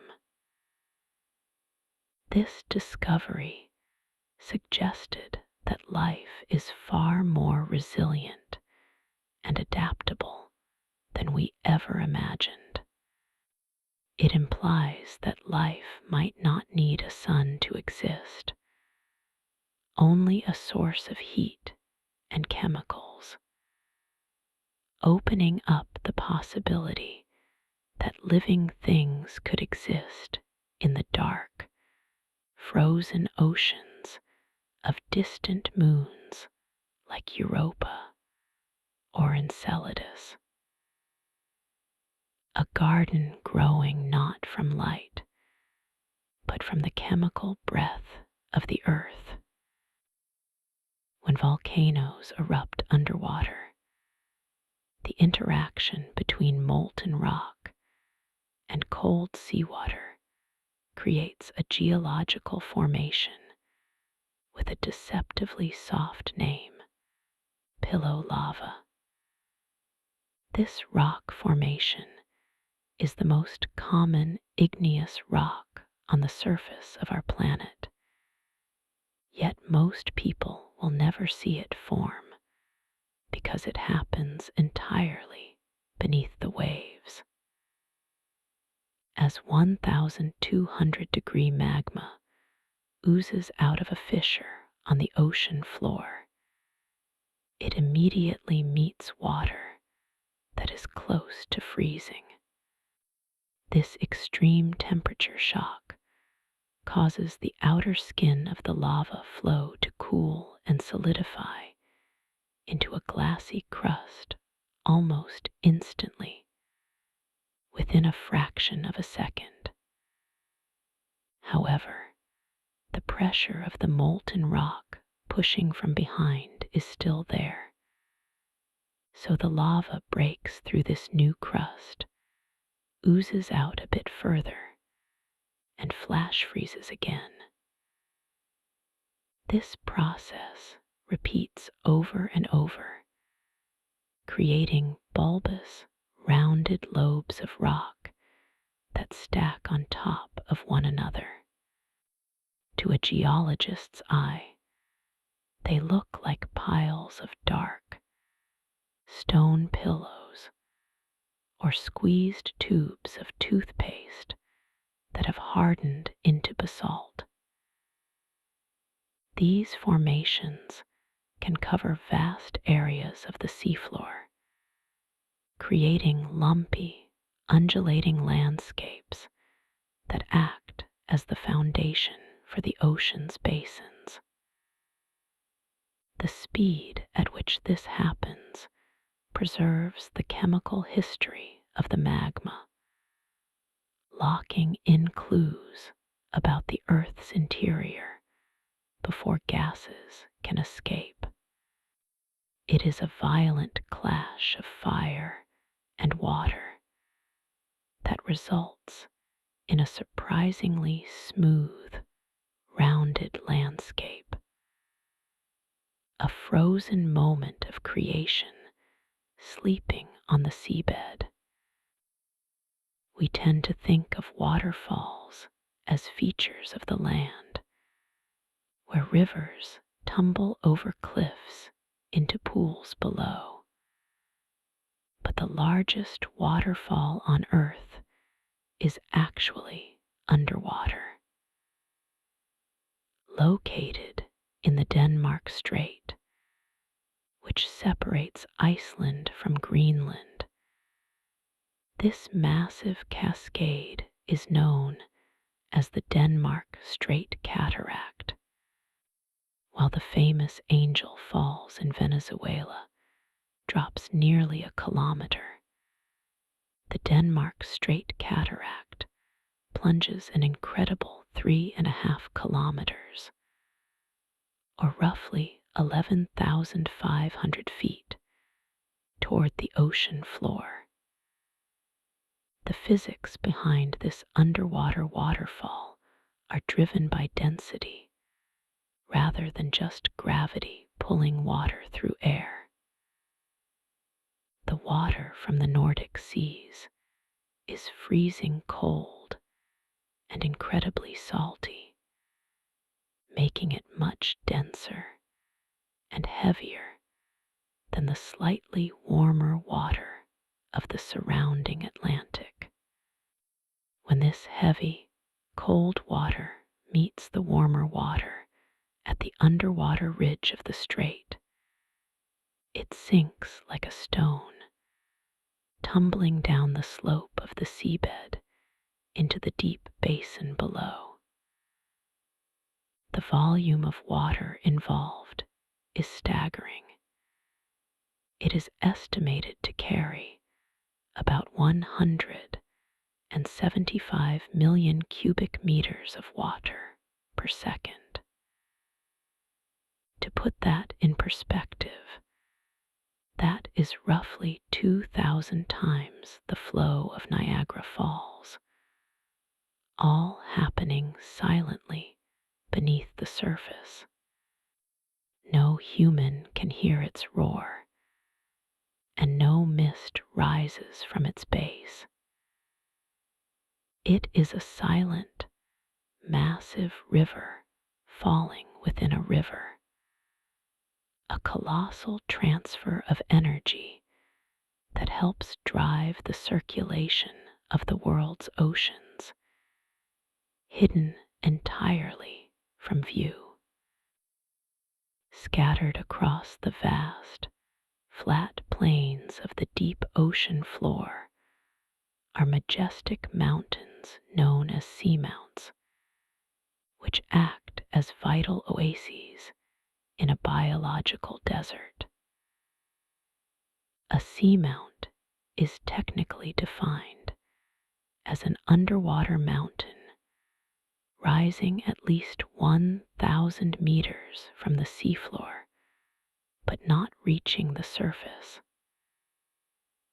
Most of these structures are extinct volcanoes, remnants of active geological pasts that have since gone dormant. Estimates suggest there could be over 100,000 seamounts across the globe, though only a small fraction have been explored. These underwater peaks profoundly influence the ocean around them. As deep ocean currents flow across the seabed and hit the flanks of a seamount, the water is forced upward, a process called upwelling. This rising water carries nutrient-rich sediment from the deep toward the sunlit zones above.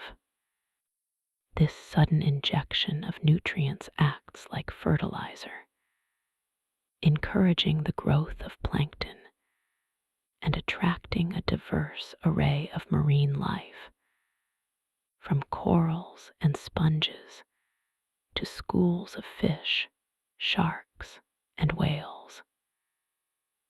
Fishermen have known for centuries that the waters above these peaks are teeming with life, even if the surrounding ocean is empty. They serve as rest stops for migratory species and permanent homes for unique ecosystems that can't survive on the flat, muddy abyssal plains.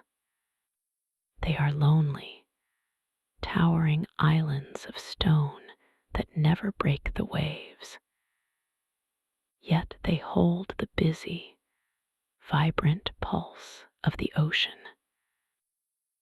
The movement of the continents is something we perceive as static, but the ocean floor tells a story of constant, relentless motion, driven by forces we can barely comprehend. This process, known as seafloor spreading, occurs at the mid-ocean ridges where tectonic plates are pulling apart.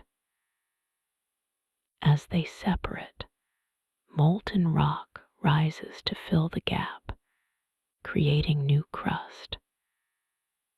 But the speed of this planetary engine is surprisingly relatable to the human experience. On average, the spreading rates of these massive plates are about the same speed at which your fingernails grow, roughly 2 to 5 centimeters, or 1 to 2 inches per year.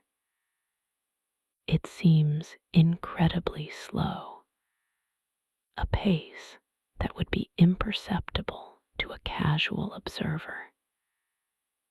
Yet, over the vast expanses of geological time, this fingernail pace is enough to reshape the entire face of the world. It is the reason the Atlantic Ocean is getting wider by a few centimeters every year, slowly pushing Europe and America further apart, while the Pacific Ocean is gradually shrinking as its floor is consumed by deep trenches. This slow, creeping growth means that the ocean floor is relatively young compared to the continents.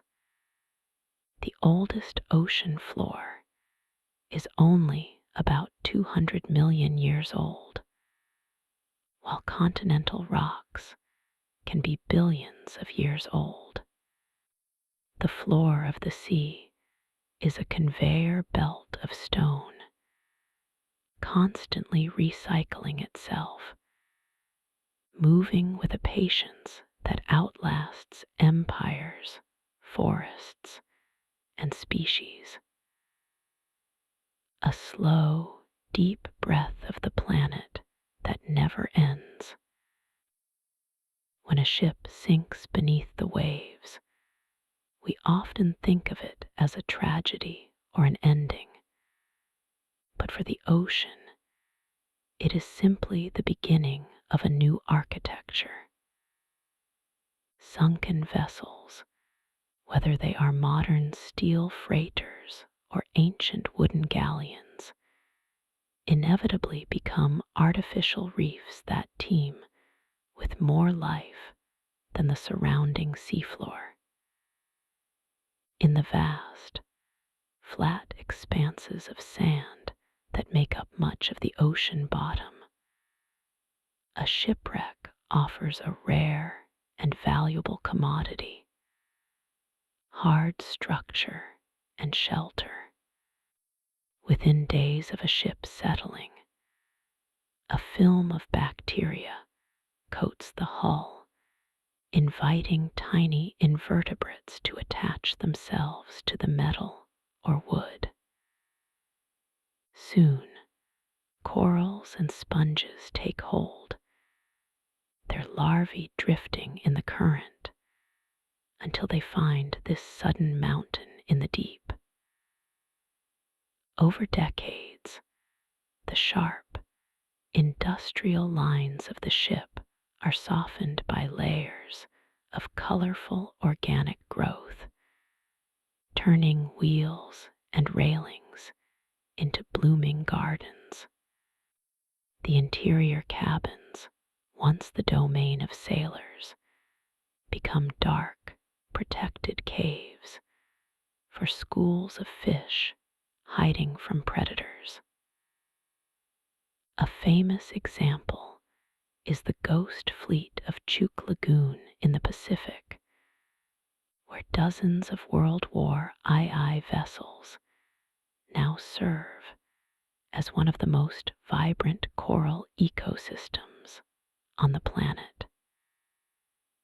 The iron from the decaying ships slowly leaches into the water, fertilizing the surrounding area and encouraging algae growth, which in turn supports the entire food web. What was built to navigate the surface eventually becomes an anchor for life in the deep. A metallic skeleton now breathing with the slow pulse of the ocean. nature has evolved specific and somewhat terrifying ways to reclaim what falls into the abyss, including a creature known as the O-Stax worm.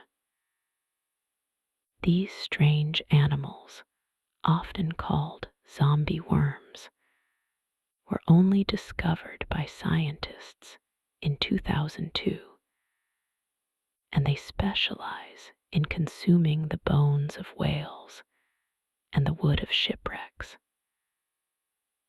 They are bizarre organisms that lack both a mouth and a stomach, which for a long time puzzled the biologists studying them.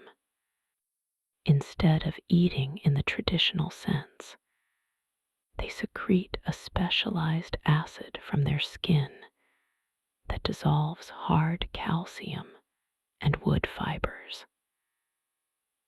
They then extend greenish, root-like structures into the bone or timber, relying on symbiotic bacteria living inside them to digest the fats and proteins released by the acid. These worms can completely dismantle the skeleton of a massive whale in a matter of decades, leaving nothing behind but dust. When they find a wooden shipwreck, they bore into the planks and beams, honeycombing the structure until it collapses under its own weight. It is a slow, silent consumption that ensures nothing in the ocean is wasted. The O-Stax act as the ultimate recyclers, breaking down the stubborn remnants of history and returning their nutrients to the deep-sea circulation. They wait in the darkness for the next fall, ready to turn the debris of the surface into fuel for the bottom of the world. One of the most famous shipwrecks in history, the Titanic, is currently being devoured by a microscopic force that was unknown until researchers examined the hull closely. In the deep, cold waters of the North Atlantic, the ship is draped in what look like rusty icicles, formations that have been named rusticles. These aren't just simple accumulations of oxidized metal. They are complex, living communities of bacteria and fungi working together. The dominant species, Halomonas titanicus, was actually named after the ship itself. These microbes have a specific appetite for iron, and they are slowly eating the steel plates of the great liner, atom by atom. As they consume the metal, they render it brittle and weak, eventually causing sections of the ship to crumble away into the sediment. The rusticles are porous and delicate, allowing water to flow through them, which helps the bacteria spread and continue their work. Scientists estimate that because of this bacterial appetite, the Titanic has a limited lifespan remaining on the ocean floor. Within the next few decades, the iconic bow and the remaining structure may collapse entirely, eventually becoming nothing more than a rust-colored stain on the Atlantic seabed. It is a reminder that even the largest steel objects we build are temporary guests in an environment that has the patience and the chemistry to dissolve them completely. While some oceans devour ships, others preserve them in a state of eerie, suspended animation that defies the passage of time. The Black Sea is one of the most unique bodies of water on Earth because its lower layers are completely anoxic, meaning they contain zero oxygen. Oxygen is the fuel for the bacteria and worms that typically rot wood and dissolve ropes. So without it, organic material simply does not decay. In the deep, silent darkness of the Black Sea, archaeologists have discovered wooden ships that are thousands of years old, but look as if they sank yesterday. These vessels, some dating back to the Roman and Byzantine empires, sit upright on the seafloor with their masts still standing tall and their rudders intact. You can still see the individual chisel marks left by the shipbuilders on the wooden planks, preserved perfectly for 2 millennia.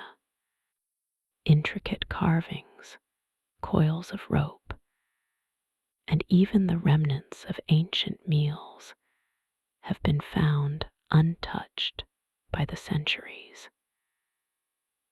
It is a museum without walls, held in the cold embrace of oxygen-free water.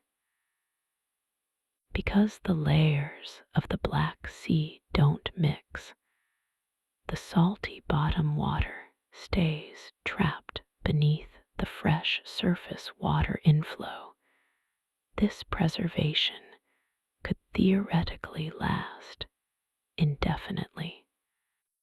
These ghost ships drift in the quiet dark, perfect time capsules waiting for our lights to find them, offering a glimpse into a past that the rest of the ocean has long since erased. Beneath the rolling waves of the North Sea lies a lost world that was once dry land, a place archaeologists call Doggerland. Around 10,000 years ago, during the last ice age, sea levels were much lower because so much water was locked up in polar ice caps. Britain was not an island then, but a peninsula of Europe, connected to the mainland by a vast, grassy plain that is now underwater. This area was rich with wildlife, forests, and winding rivers, and it was home to thousands of Mesolithic hunter-gatherers.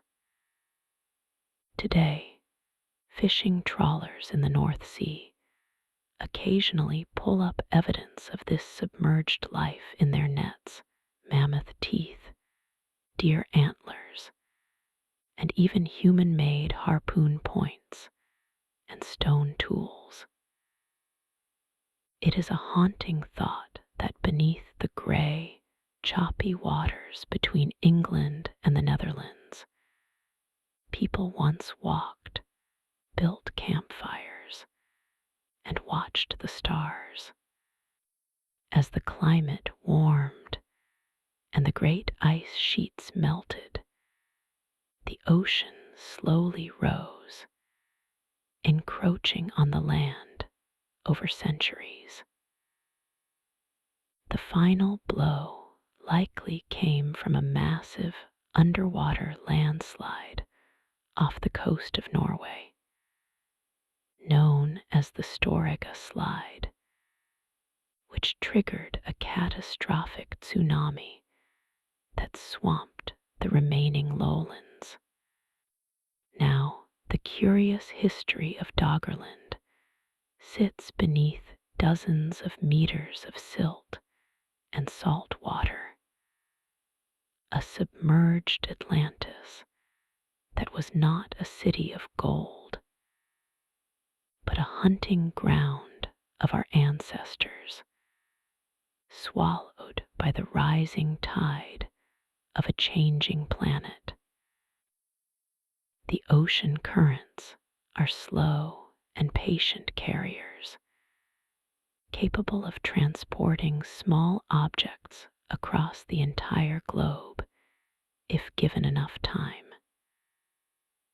This is beautifully illustrated by the history of the message in a bottle, a concept that seems like folklore but has real scientific roots. For a long time, the record for the oldest message in a bottle was held by a drift bottle released in 1886 from a German sailing bark named Paula. The captain had thrown the bottle overboard in the Indian Ocean, not as a cry for help or a romantic gesture, but as part of a German naval experiment to map the ocean's currents. Inside was a rolled-up slip of paper asking the finder to record the date and location and return it to the German Naval Observatory. It drifted for 132 years. It was finally found in 2018 by a family walking on a beach in Western Australia, half buried in the sand dunes. The glass was thick and old, and the paper inside was fragile but legible. For over a century, while wars were fought, empires fell, and technology transformed the world, this small glass vessel bobbed silently through the waves, moved by the invisible hands of the ocean's gyres. It traveled thousands of miles in a slow, lonely loop, eventually washing ashore to deliver a piece of scientific data from a world that no longer exists. It serves as a quiet testament to the durability of glass and the endless, circulating memory of the sea. The floor of the ocean acts like a giant tape recorder, preserving a history of the Earth's magnetic field in stripes of rock. This phenomenon provided the key evidence for the theory of plate tectonics, changing our understanding of the planet forever. At the bottom of the ocean, along the mid-ocean ridges, the Earth's crust is constantly pulling apart, and molten rock rises from the mantle to fill the gap. As this magma cools and hardens into basalt, tiny magnetic minerals inside it, specifically magnetite, act like compass needles. They align themselves with the Earth's magnetic north. Once the rock freezes solid, that magnetic direction is locked in forever, like a snapshot of the planet's field at that exact moment. However, the Earth's magnetic field is not stable. the North and South poles flip positions every few 100,000 years. As the seafloor spreads outward away from the ridge over millions of years, it creates a pattern of parallel stripes.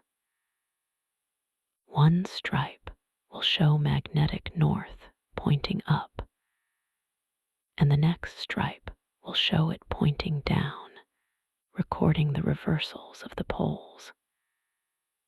When scientists first mapped these magnetic anomalies in the mid-20th century, they saw a perfect, zebra-striped pattern mirroring itself on either side of the ridge. It was undeniable proof that the seafloor was moving and that the ocean basins were growing.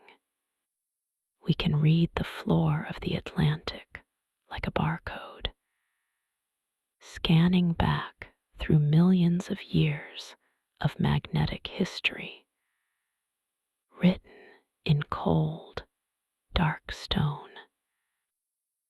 In the Mediterranean Sea and the waters of Japan, there is a small, bell-shaped creature that has quietly achieved what humanity has chased for millennia. A form of biological immortality. The Turritopsis dohrnii, often called the immortal jellyfish, possesses the unique ability to hit the reset button on its own life cycle. Most jellyfish follow a one-way path. They begin as drifting larvae, settle onto the seafloor as stationary polyps, bud off into free-swimming medusae, reproduce, and then pass away. But this tiny hydrozoan, which is barely larger than a pinky fingernail, refuses to accept that final step. When it faces physical damage, starvation, or environmental stress, it doesn't die. Instead, it sinks to the ocean floor and reabsorbs its own tentacles and body, transforming back into a blob of tissue. Through a rare process called transdifferentiation, its cells completely change their identity. Muscle cells can become nerve cells or sperm cells, effectively reversing the aging process. Within a few days, this blob develops into a new polyp colony, which eventually releases genetically identical jellyfish clones back into the water. It is comparable to a butterfly deciding to fold its wings, dissolve its body, and become a caterpillar all over again. Scientists have observed this cycle repeating in laboratories, suggesting that, biologically speaking, there is no limit to how many times the jellyfish can be reborn. In the open ocean, they are still vulnerable to predators and disease, so they don't actually live forever. But their potential for infinite renewal challenges our understanding of life and death. They drift through the currents, growing old and young again in a silent, endless loop, carrying the secrets of regeneration in their translucent bodies. On the sandy seabeds of the Indo-Pacific, particularly in the volcanic sands of Indonesia, lives an intelligent mollusk that has turned the art of disguise into a complex theater performance. The mimic octopus is not content with merely blending into the background like other cephalopods. It actively impersonates other dangerous sea creatures to ward off predators. While most octopuses use camouflage to become invisible, matching the texture of a rock or the color of the coral, the mimic octopus prefers to be seen, but seen as something else entirely.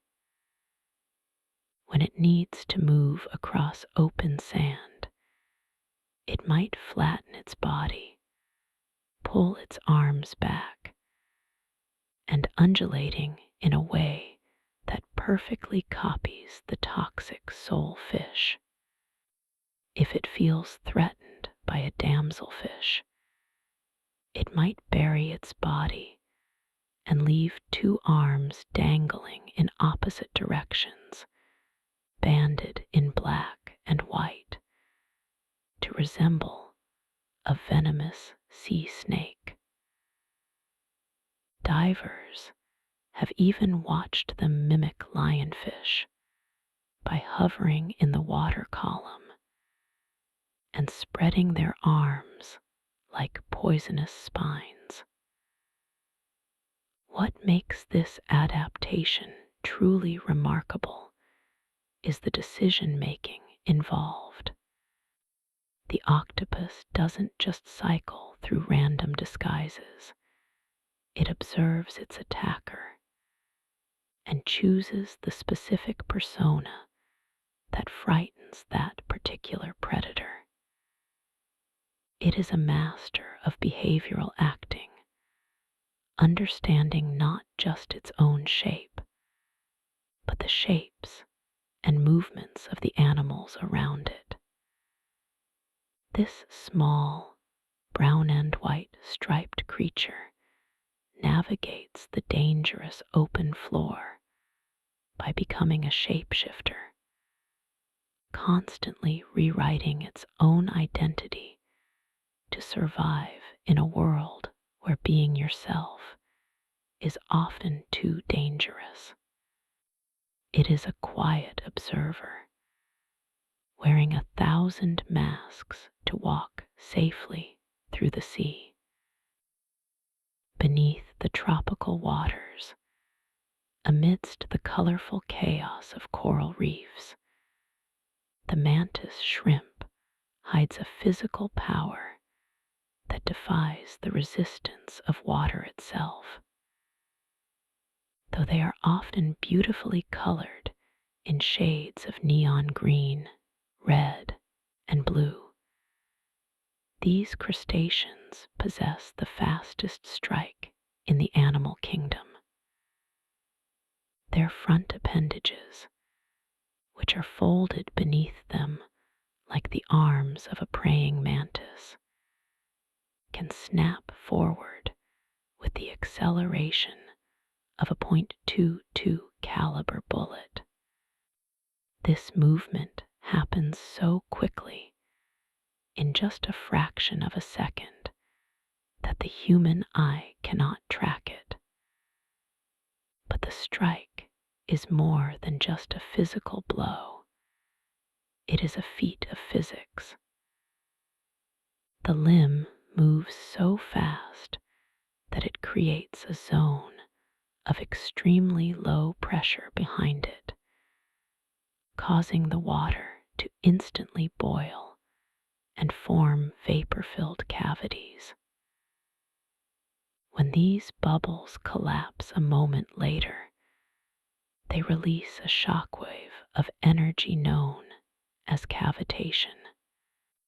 This collapse generates a flash of light and a burst of heat that, for a nanosecond, rivals the temperature of the surface of the sun. Even if the mantis shrimp misses its target, the shock wave alone is often enough to stun or dismantle its prey.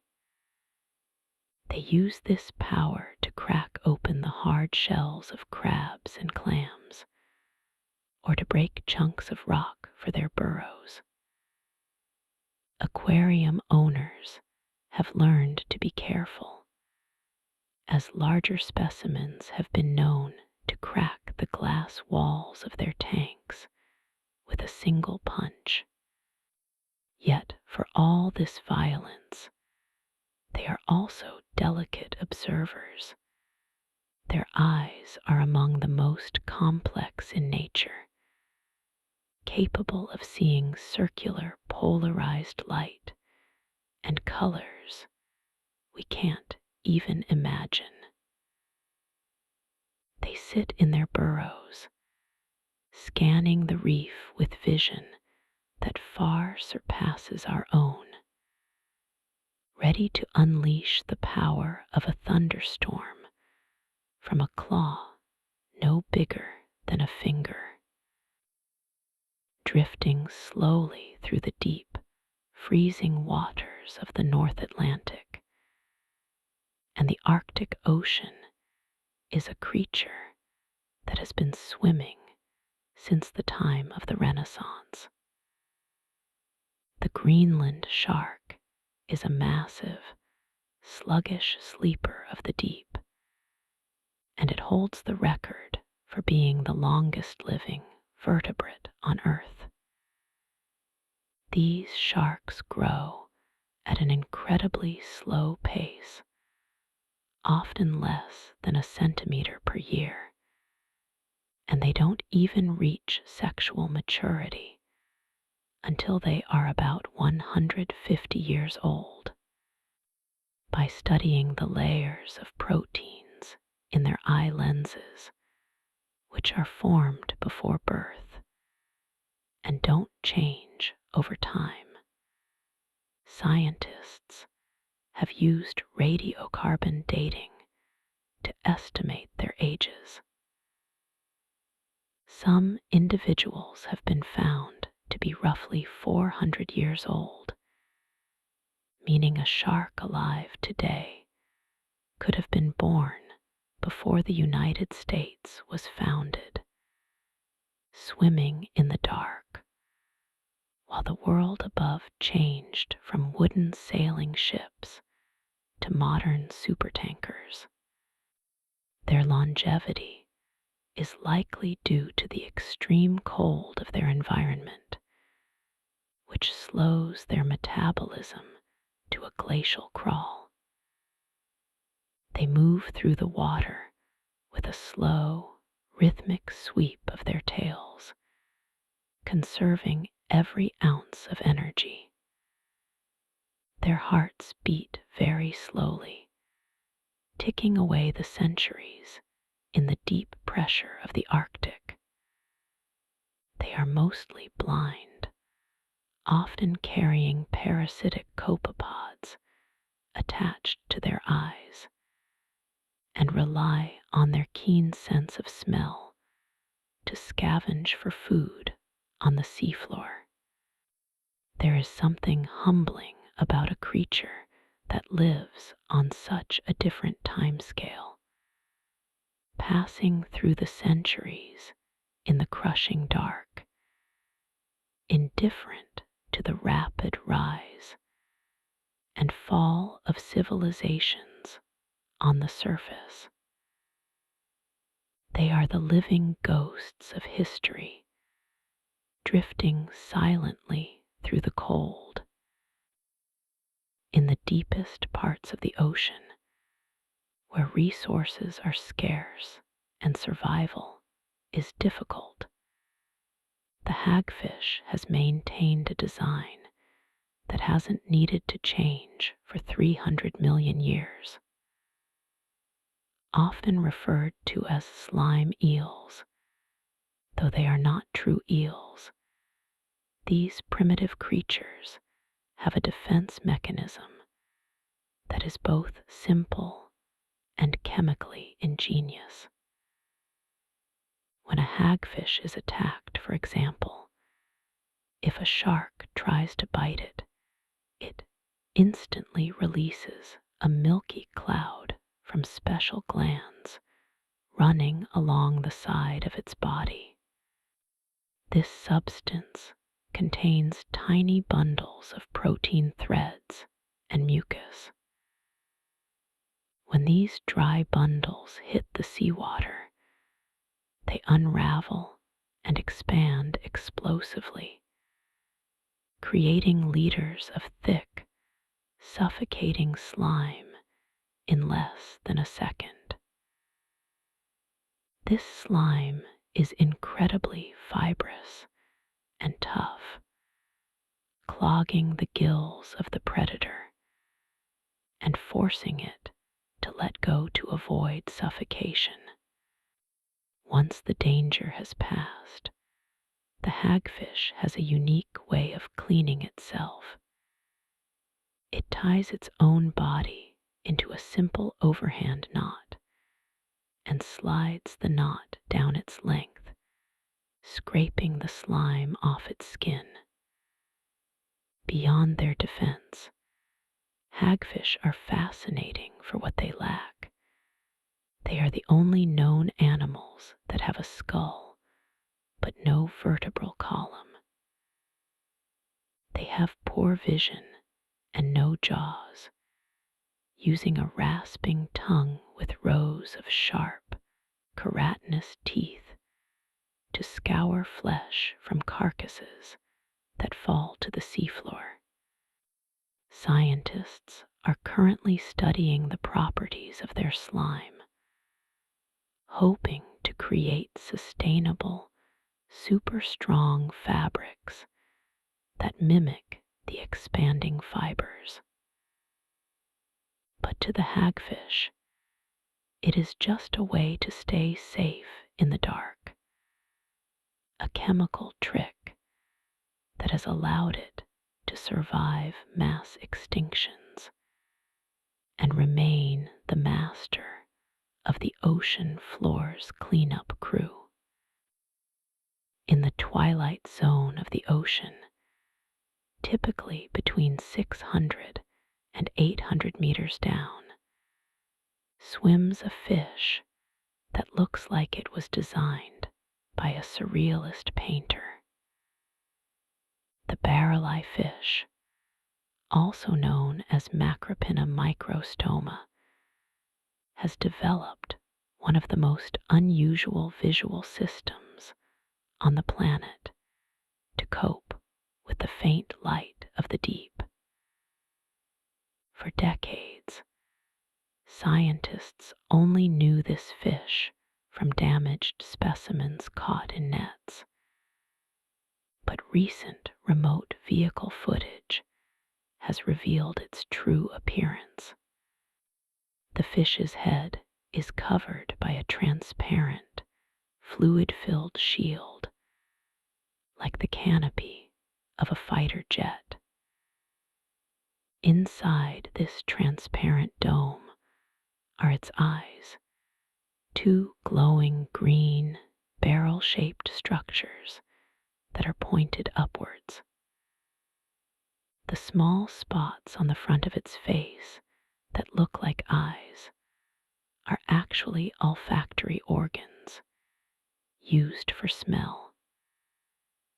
The real eyes are protected inside the clear head, looking up through its own skull to spot the silhouettes of prey swimming against the faint light from the surface.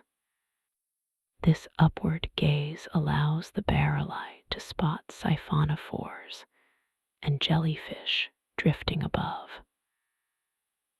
Remarkably, the fish can rotate these tubular eyes forward when it is time to eat, allowing it to see what it is consuming.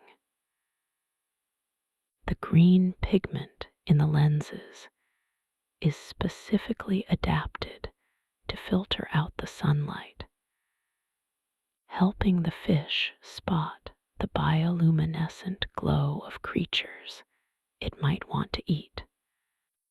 This adaptation essentially turns its entire head into a high-tech observatory, shielded from the stinging tentacles of the jellyfish it steals food from.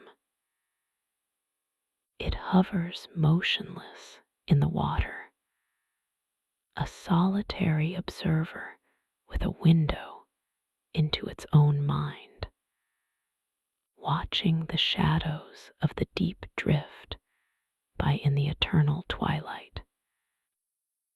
For centuries, sailors whispered stories of rogue waves, monstrous walls of water appearing suddenly in calm seas, only to have these accounts dismissed by scientists as myths or drunken exaggerations.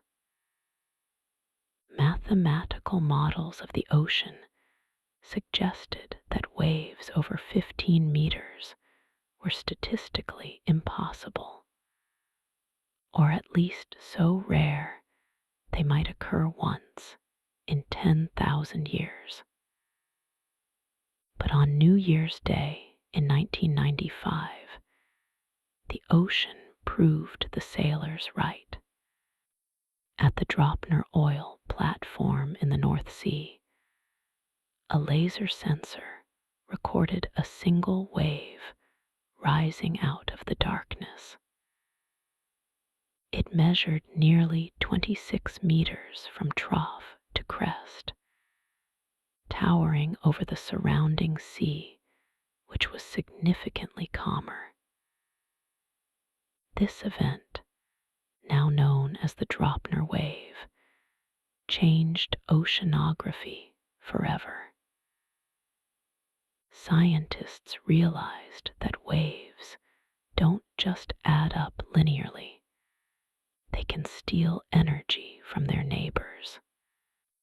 Through a process called constructive interference and interaction with opposing currents, smaller waves can spontaneously synchronize, feeding their energy into a single vertical giant that exists for only a few minutes before collapsing back into the chaotic rhythm of the sea. These freak waves are now known to occur far more frequently than anyone dared to believe, often in places where strong currents meet opposing swells, like off the coast of South Africa. They are steep, sudden, and often preceded by a deep trough that looks like a hole in the ocean. A reminder that even in the open water, chaos can briefly organize itself into a fleeting, towering mountain. While rogue waves terrify us on the surface, the largest waves in the ocean actually travel deep underwater, completely invisible to the naked eye. These are called internal waves, and they move along the boundary lines between layers of water with different densities. Just as oil floats on vinegar, warm, fresh water floats on top of colder, saltier water, creating a distinct interface known as the picnic line. When currents or tides push water over an underwater obstacle, like a mountain ridge or a continental shelf, it creates a disturbance that ripples along this hidden boundary. In the Luzon Strait near the Philippines, internal waves can reach staggering heights of 170 meters, taller than a 50-story skyscraper. Yet, if you were on a boat directly above them, you might barely notice. You might see a band of rougher water or a slick on the surface, but the massive undulation is happening far beneath the keel. These waves are crucial for the ocean's health because they act as giant mixers.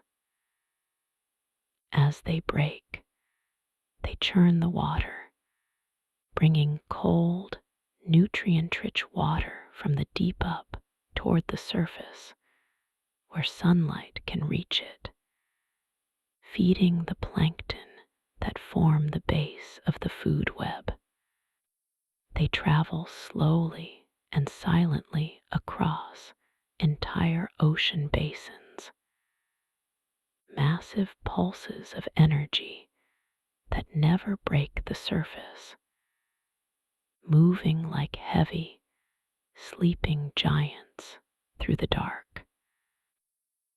In a few rare places on Earth, the incoming tide doesn't just raise the water level gently. It arrives as a crashing wall of water moving upstream against the river's current. This phenomenon is called a tidal bore. It occurs when a river flows into the ocean through a wide, funnel-shaped bay where the tide range is exceptionally high. As the tide turns and rushes in, the funnel shape squeezes the water into a narrower and narrower space. The incoming ocean is pushed up so fast that it cannot settle into a level surface, so it forms a physical wave front that travels up the river, sometimes for dozens of kilometers. One of the most famous examples is the Silver Dragon on the Kayantang River in China, where the bore can reach heights of 9 meters and travel at 40 kilometers per hour. The sound of its approach is described as a roar like thunder that can be heard from an hour away before the water even comes into view. In the Amazon, the bore is known as the pororoca, and surfers from around the world travel there to ride a single wave for over 30 minutes, gliding deep into the jungle on water that has traveled from the open Atlantic. It is a moment where the ocean asserts its dominance over the land, reversing the natural flow of things and pushing the river back toward its source. The rhythmic rise and fall of the tides is a cosmic tug-of-war, primarily orchestrated by the moon, but it is a complex dance involving the sun as well. Although the sun is 27 million times more massive than the moon, it is also 400 times farther away, because gravitational tidal force weakens rapidly with distance. Specifically, it follows an inverse cube law. The moon's influence on our tides is roughly twice as strong as the sun's. This interplay creates a shifting schedule of intensity. When the sun, moon, and earth line up during full and new moons, their gravities combine to create spring tides which have nothing to do with the season, but refer to the water springing forth. These are the highest highs and lowest lows. Conversely, when the moon and sun are at right angles to each other relative to Earth, they work against one another. The solar tide tries to pull water one way, while the lunar tide pulls another, resulting in neap tides with very little difference between high and low water. But this gravity doesn't just pull the water, it actually stretches the earth itself. The solid crust of our planet bulges about 30 centimeters twice a day as the moon passes overhead. We don't feel this ground tide because we move with it, but the ocean, being liquid, can flow freely across the surface, piling up in the great bulges that define our days. A silent, invisible tether pulling the skin of the world. It seems intuitive that if the tide is high on one side of an ocean basin, it must be low on the other, sloshing back and forth like water in a bathtub. However, because the earth is spinning, that sloshing water is deflected by the Coriolis effect, causing it to rotate. This creates strange, quiet places in the open ocean called amphidromic points, or tidal nodes. At these specific coordinate points, the tidal range is 0. The water level does not rise or fall at all, even while massive tides are swirling around them. Think of holding a cup of coffee and swirling it in a circle. The liquid climbs up the sides of the cup, but right in the center, the surface remains relatively flat and stable. There are about a dozen major amphidromic points in the world's oceans. The tide wave rotates around these points like the spoke of a wheel, a pinwheel of water thousands of miles wide. For example, in the North Sea, there are 3 such points.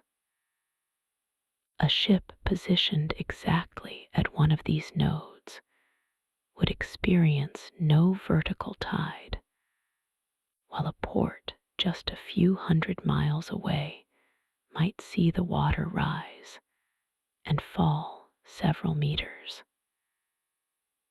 These are the calm eyes of the tidal storms, the pivot points upon which the world's water turns.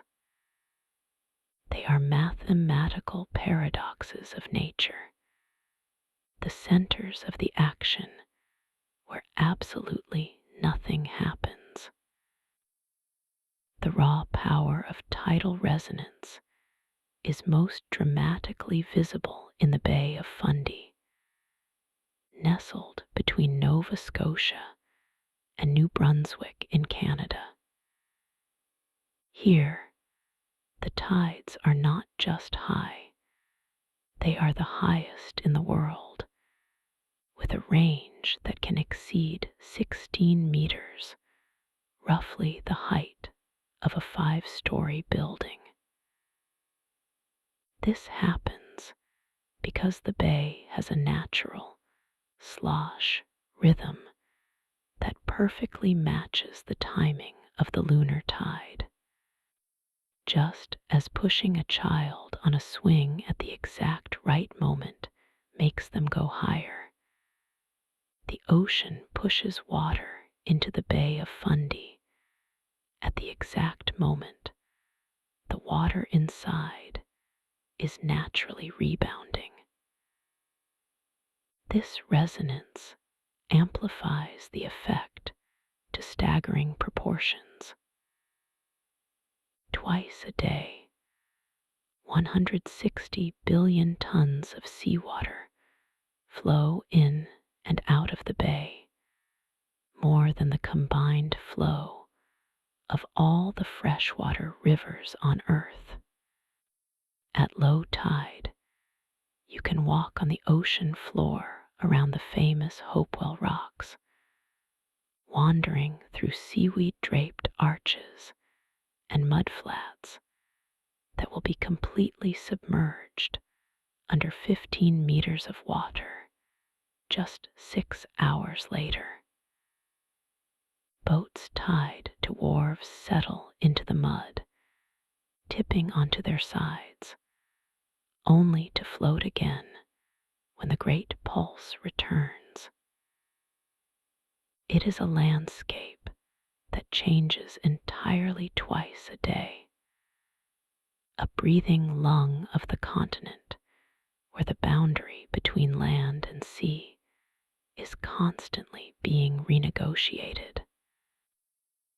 Beyond the wind, waves, and the tides, there is a class of wave that moves so slowly it takes sophisticated satellites to even know they exist.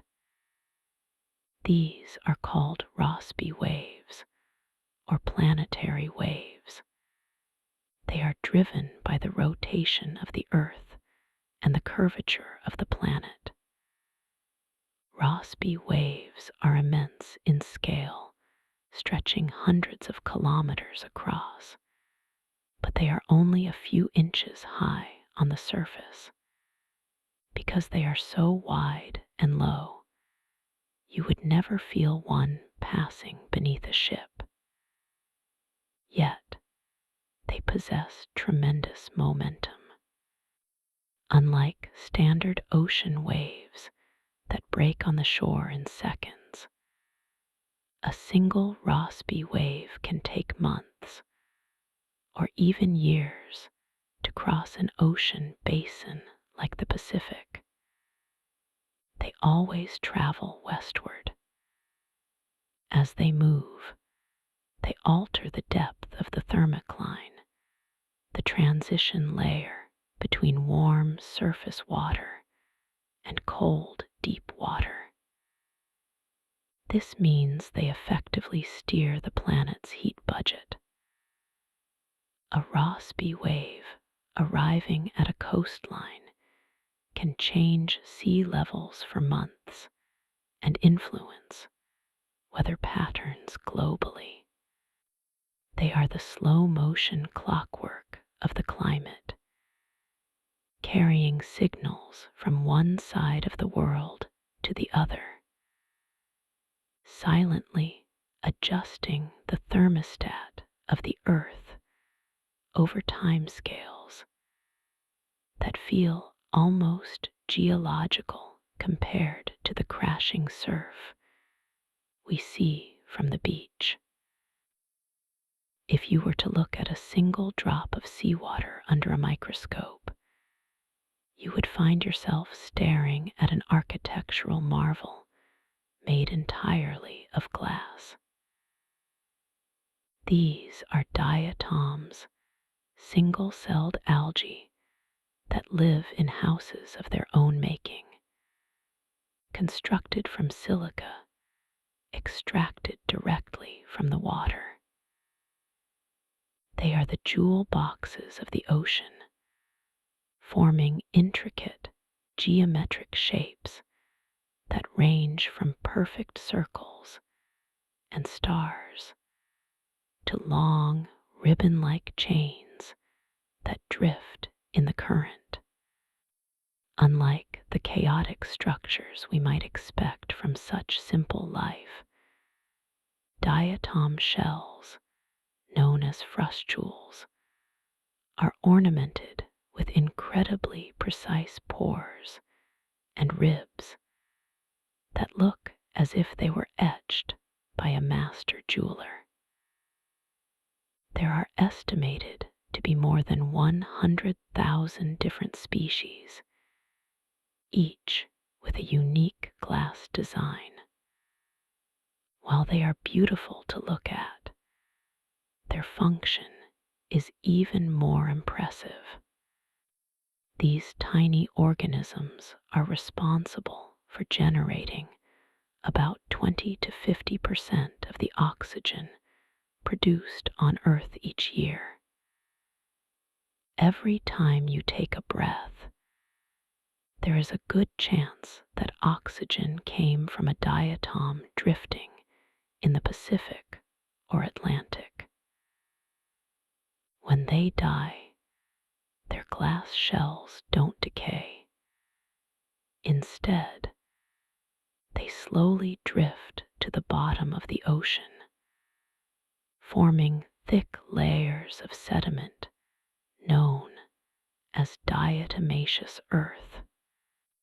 In some parts of the ocean, the floor is covered in a soft, white blanket of these ancient glass skeletons, hundreds of meters thick.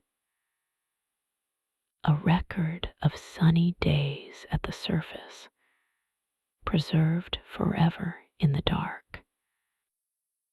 While diatoms provide the glass houses of the microscopic world, the creatures living among them claim the title of the most abundant animal on the planet. These are the copepods, tiny crustaceans that likely outnumber every insect on Earth combined. A copepod is barely the size of a grain of rice, often much smaller, with a teardrop-shaped body and long antennae that help it sense the water around it.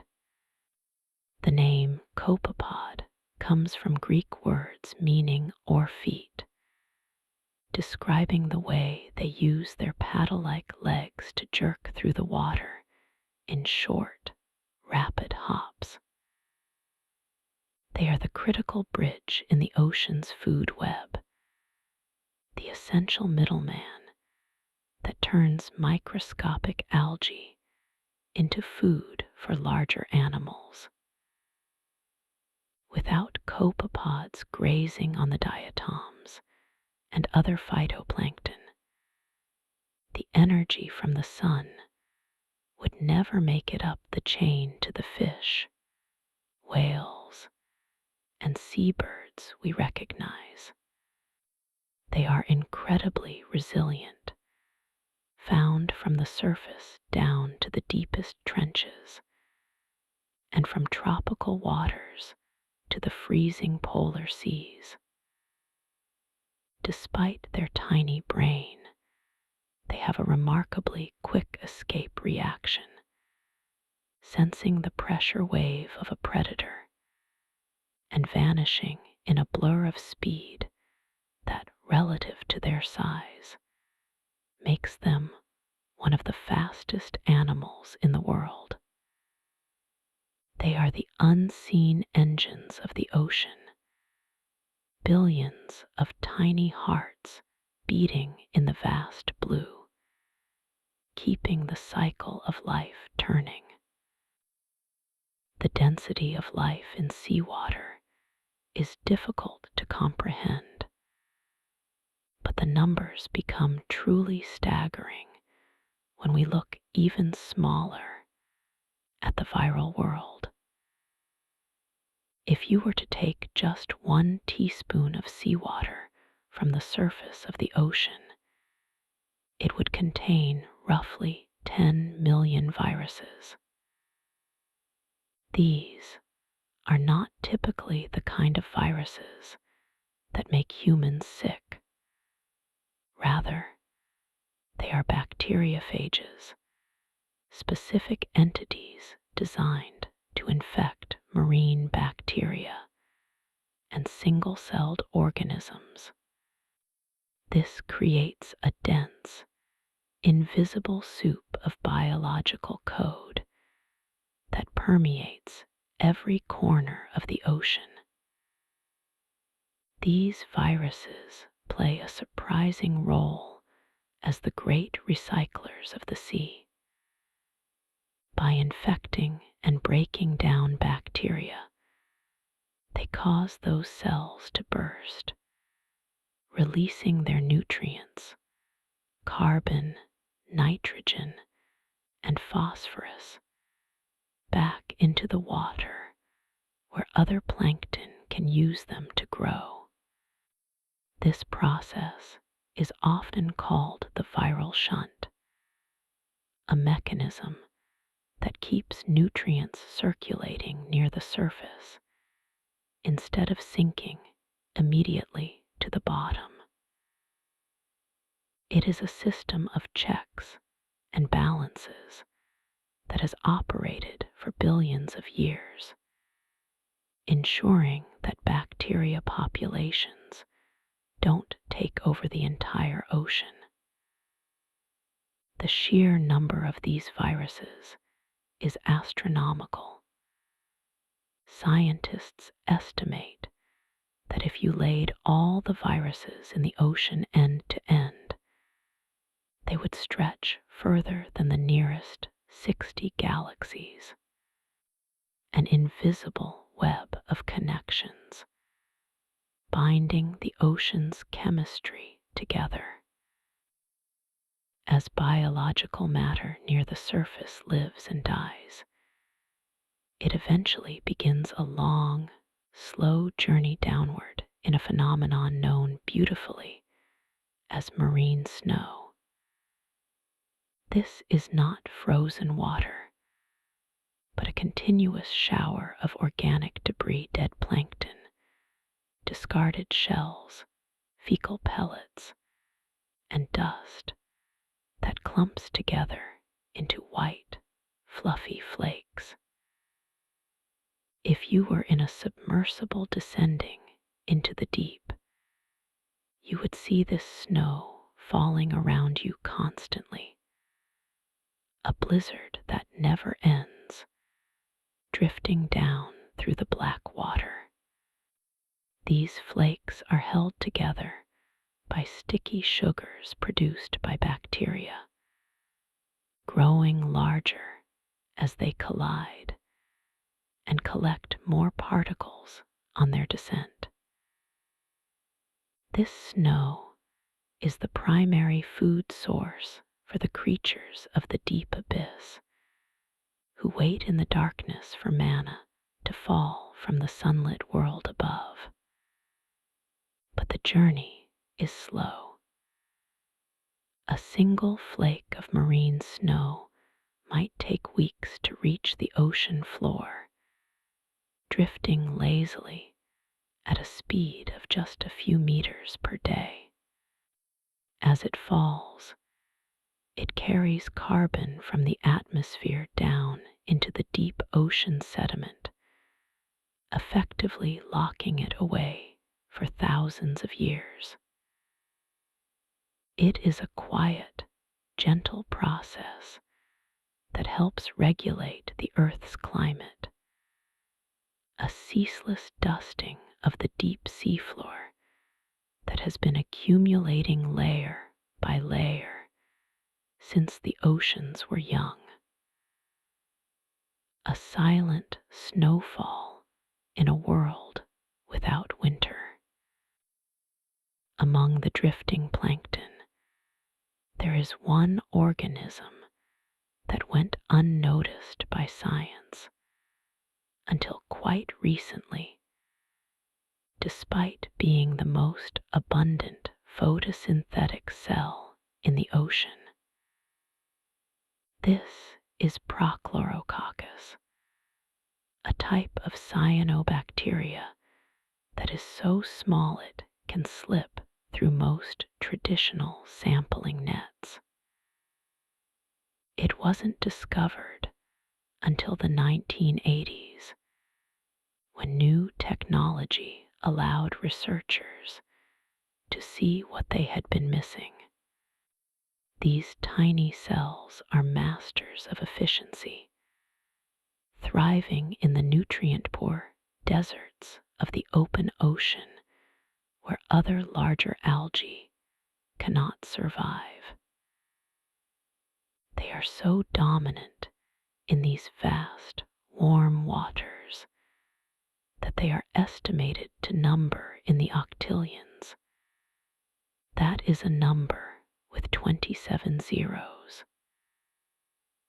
Despite being less than a micrometer wide, collectively, they are responsible for producing a massive portion of the oxygen in our atmosphere.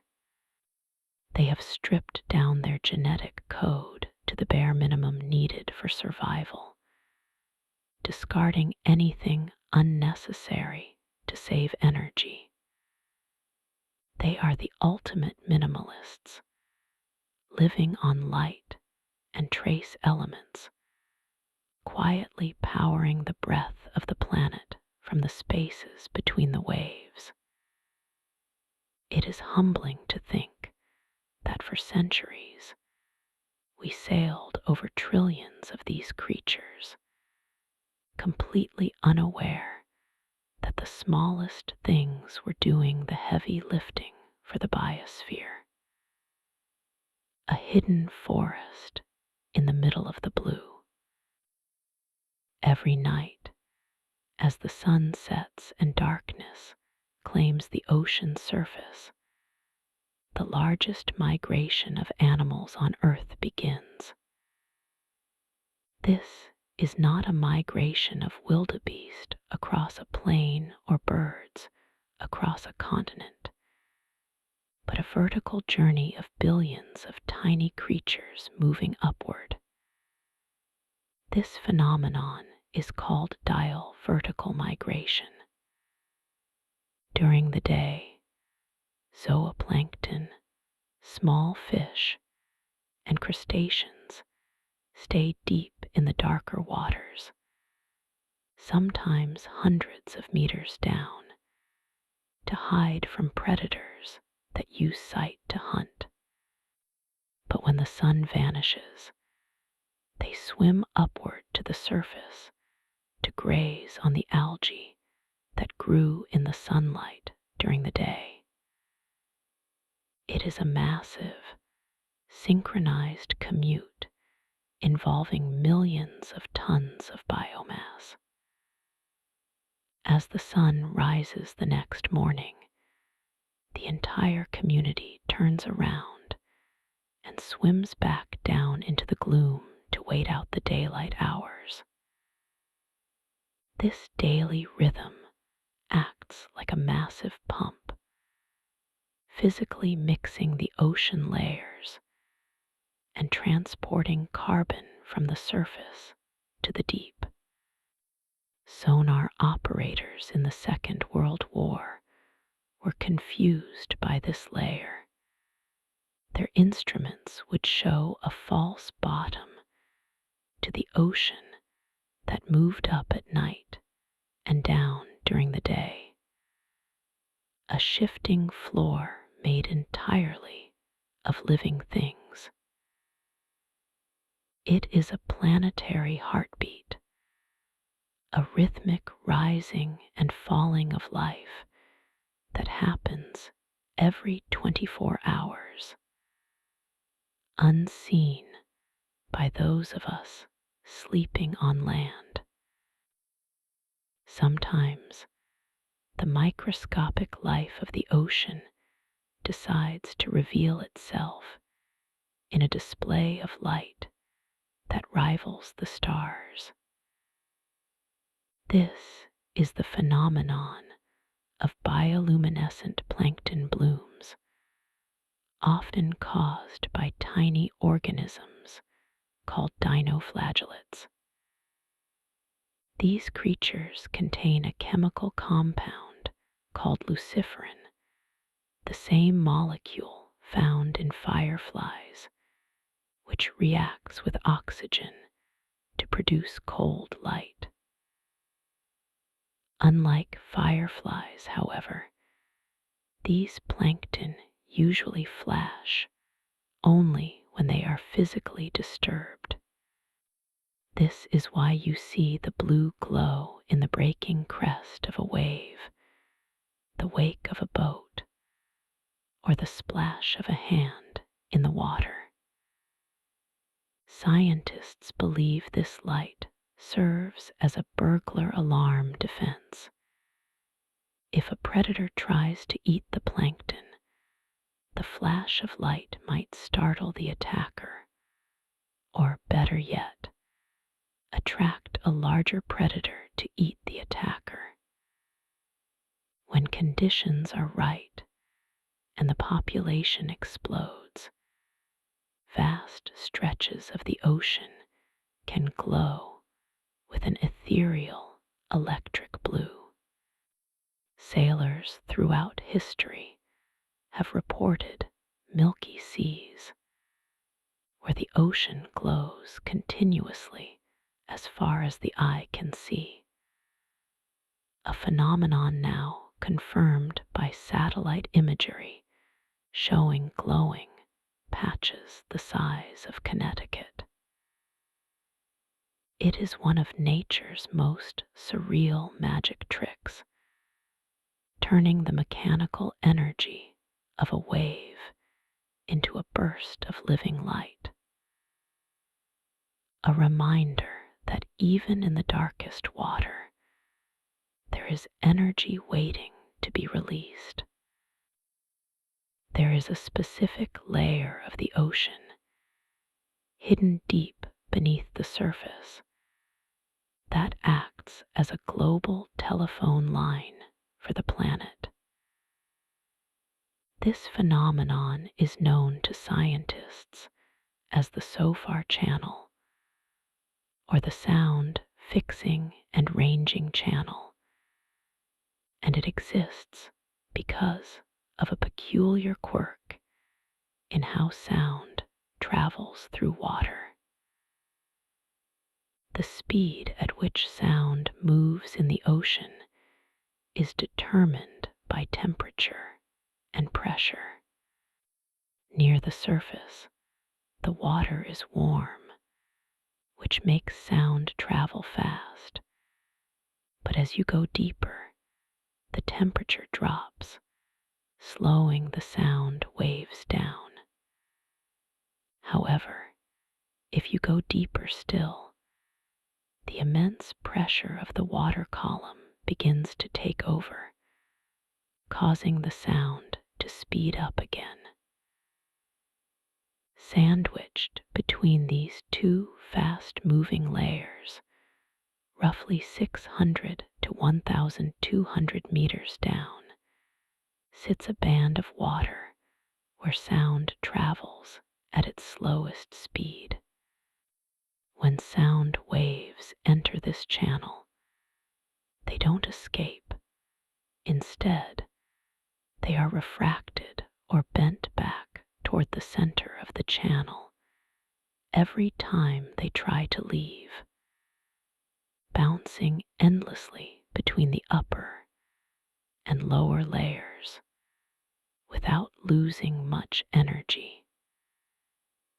This creates a natural waveguide that can carry low-frequency noises for thousands of miles across entire ocean basins without fading away. In the 1940s, the U.S. Navy discovered they could detonate a small explosive charge in this channel off the coast of Africa and pick up the signal in the Bahamas, over 3,000 miles away. It turns out that whales discovered this secret millions of years before we did, using this deep, silent highway to communicate with one another from opposite sides of the world. A whisper in the right place can travel further than a shout.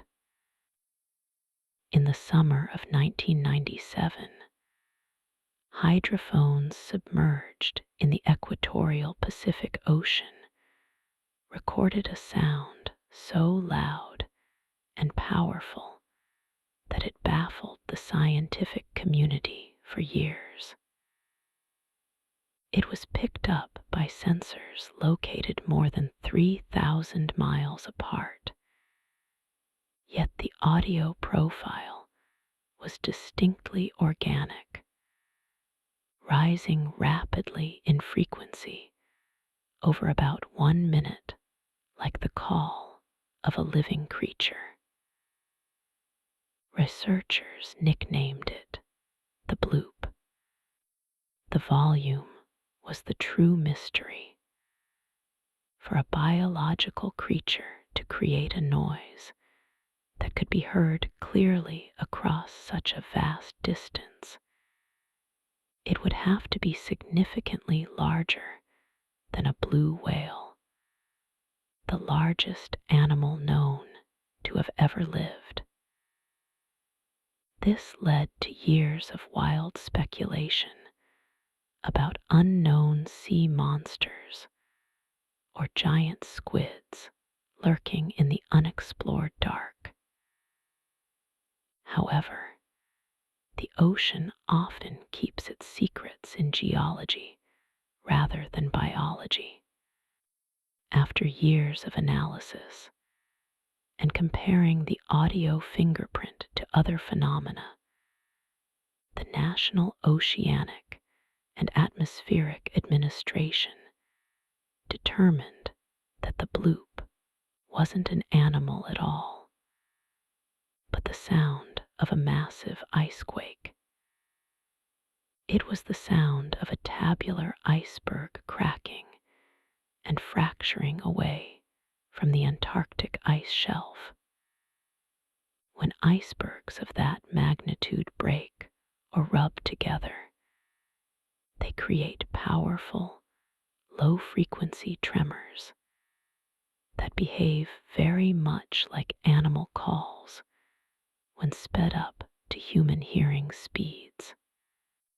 It was a reminder of the sheer kinetic energy stored in the frozen southern seas, capable of shouting loud enough to be heard across half the globe.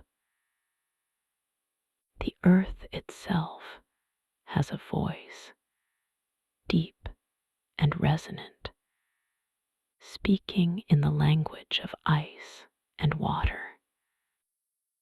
The songs of the blue whale are the most powerful biological sounds on Earth. Yet, if you were swimming next to one, you might not hear a thing. These massive animals vocalize at extremely low frequencies, often below 20 hertz, which is the lower limit of human hearing. These infrasonic rumbles are not just noise.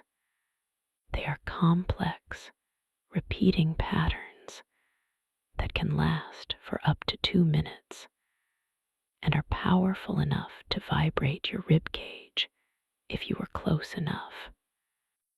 Before the industrial age filled the oceans with the hum of propeller ships and the blasts of sonar, a blue whale's song could theoretically travel from the Antarctic to the equator, allowing them to communicate across an entire ocean basin.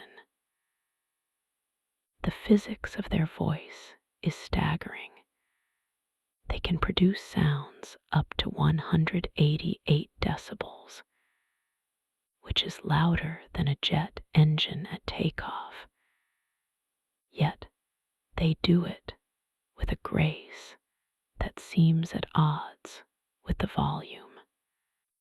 Scientists believe these long-distance, calls help the whales navigate the vast, featureless blue, map out shorelines using echoes, and find mates in the endless dark. Today, the acoustic smog of human activity has shrunk their communication range significantly, creating a fog of noise that forces them to shout to be heard over shorter distances. But when the waters are quiet, their deep, rhythmic pulses still move through the deep like a heartbeat, connecting the lonely giants across the curvature of the earth. A song intended for a listener who is horizons away. While the blue whale claims the title for the most powerful continuous song, the sperm whale holds the record for the loudest single click produced by any animal. These clicks are used for echolocation, acting like a biological sonar that allows them to see in the pitch-black depths where they hunt giant squid. The sound is generated in a massive, oil-filled organ in their head called the spermaceti organ, which focuses the acoustic energy into a tight, directional beam. This beam is so intense, clocking in at around 230 decibels underwater, that it is not just a tool for seeing, but potentially a weapon. There is evidence suggesting that a sperm whale can focus this sound blast on a squid or fish to stun it with the sheer physical force of the pressure wave, knocking the prey unconscious before it can flee. Divers who have been in the water with clicking sperm whales report feeling the sound as a physical heat or a kick in the chest, warning them to keep their distance. These whales also use softer patterns of clicks, known as codas, to talk to each other in distinct dialects that vary from clan to clan. A group of sperm whales in the Pacific will have a different clicking accent than a group in the Atlantic. It is a culture of sound, passed down through generations, allowing them to recognize family and friends in the crushing darkness of the deep. They navigate a world built not of light and shadow, but of echoes and silence. Not all the loud noises in the ocean come from giants. One of the noisiest creatures is only a few centimeters long. The pistol shrimp possesses one of the most remarkable weapons in the animal kingdom, an oversized claw that functions less like a pincher and more like a high-speed gun. When the shrimp snaps this claw shut, it doesn't just hit the other side of its shell. It creates a cavitation bubble. The claw moves so fast, at speeds of about 60 miles per hour, that the water moves out of the way faster than it can fill the space, creating a tiny, low-pressure bubble of vapor. When the surrounding water pressure crashes back down and collapses this bubble. It generates a shock wave that produces a sound of 218 decibels, louder than a gunshot. For a split second during the collapse, the temperature inside the bubble reaches over 4,000 degrees Celsius, nearly as hot as the surface of the sun, and produces a tiny flash of light known as sonoluminescence, though it happens too fast for the naked eye to see. This violent snap is used to stun small fish or shatter the shells of prey, knocking them out cold instantly. During World War II, the crackling noise of colonies of these shrimp was so loud that it interfered with sonar equipment, forcing the Navy to study the shrimp just to distinguish them from enemy submarines. A tiny architect of immense force, bending physics to build a weapon out of nothing but water and speed. We often imagine the underwater world as a silent sanctuary, but for the creatures who live there, it is a bustling, noisy metropolis. Fish are far more vocal than most people realize, contributing to a constant underwater chorus that rises and falls with the time of day, much like birdsong in a forest. They don't have vocal cords like we do, so they have evolved inventive ways to make themselves heard. Some fish, like the sweetlips, grind their pharyngeal teeth together to create grunts and rasps, using their swim bladders as amplifiers to project the sound outward. Others, like the toadfish, have specialized muscles that vibrate against their swim bladder at high speeds, creating a humming or whistling sound that can go on for hours during mating season. Researchers have recorded fish popping, chirping, knocking, and purring, often forming a dawn chorus and a dusk chorus as they move on and off the reefs. Clownfish, for example, make popping sounds to assert dominance or warn off intruders, while damselfish use chirps to coordinate with their group. In healthy coral reefs, the soundscape is a riot of crackles and hums, a sign of a vibrant ecosystem. In fact, baby fish and coral larvae floating in the open ocean will listen for this specific chaotic noise to find a healthy reef to call home. The silence of the sea is a myth we created because our ears weren't built to hear the symphony playing just beneath the waves. A hidden orchestra playing a song of survival. Beneath the frozen surface of the polar oceans, a rare and delicate phenomenon takes place that looks like magic, but is actually a matter of physics.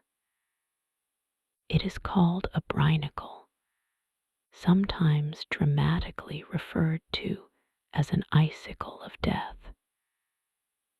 This formation begins when sea ice freezes on the surface. Because the crystal structure of ice forces out salt, the water left behind becomes incredibly salty and much denser than the surrounding seawater. This heavy, supercooled brine begins to sink, flowing downward from the ice shelf like a slow-moving river. Because this sinking brine is colder than the freezing point of the fresher seawater it travels through, it instantly freezes the water around it, creating a hollow tube of ice that grows downward toward the seafloor. It looks remarkably like a stalactite in a limestone cave, a fragile white finger pointing into the depths. When a brinacle finally touches the seabed, the supercooled brine flows out and spreads across the ocean floor, instantly freezing anything slow-moving that it touches, such as sea stars or urchins. While this might sound intense, the process is incredibly slow and silent. Time-lapse photography reveals the brinacle growing inch by inch, a crystalline structure forming in the near-total darkness of the polar winter.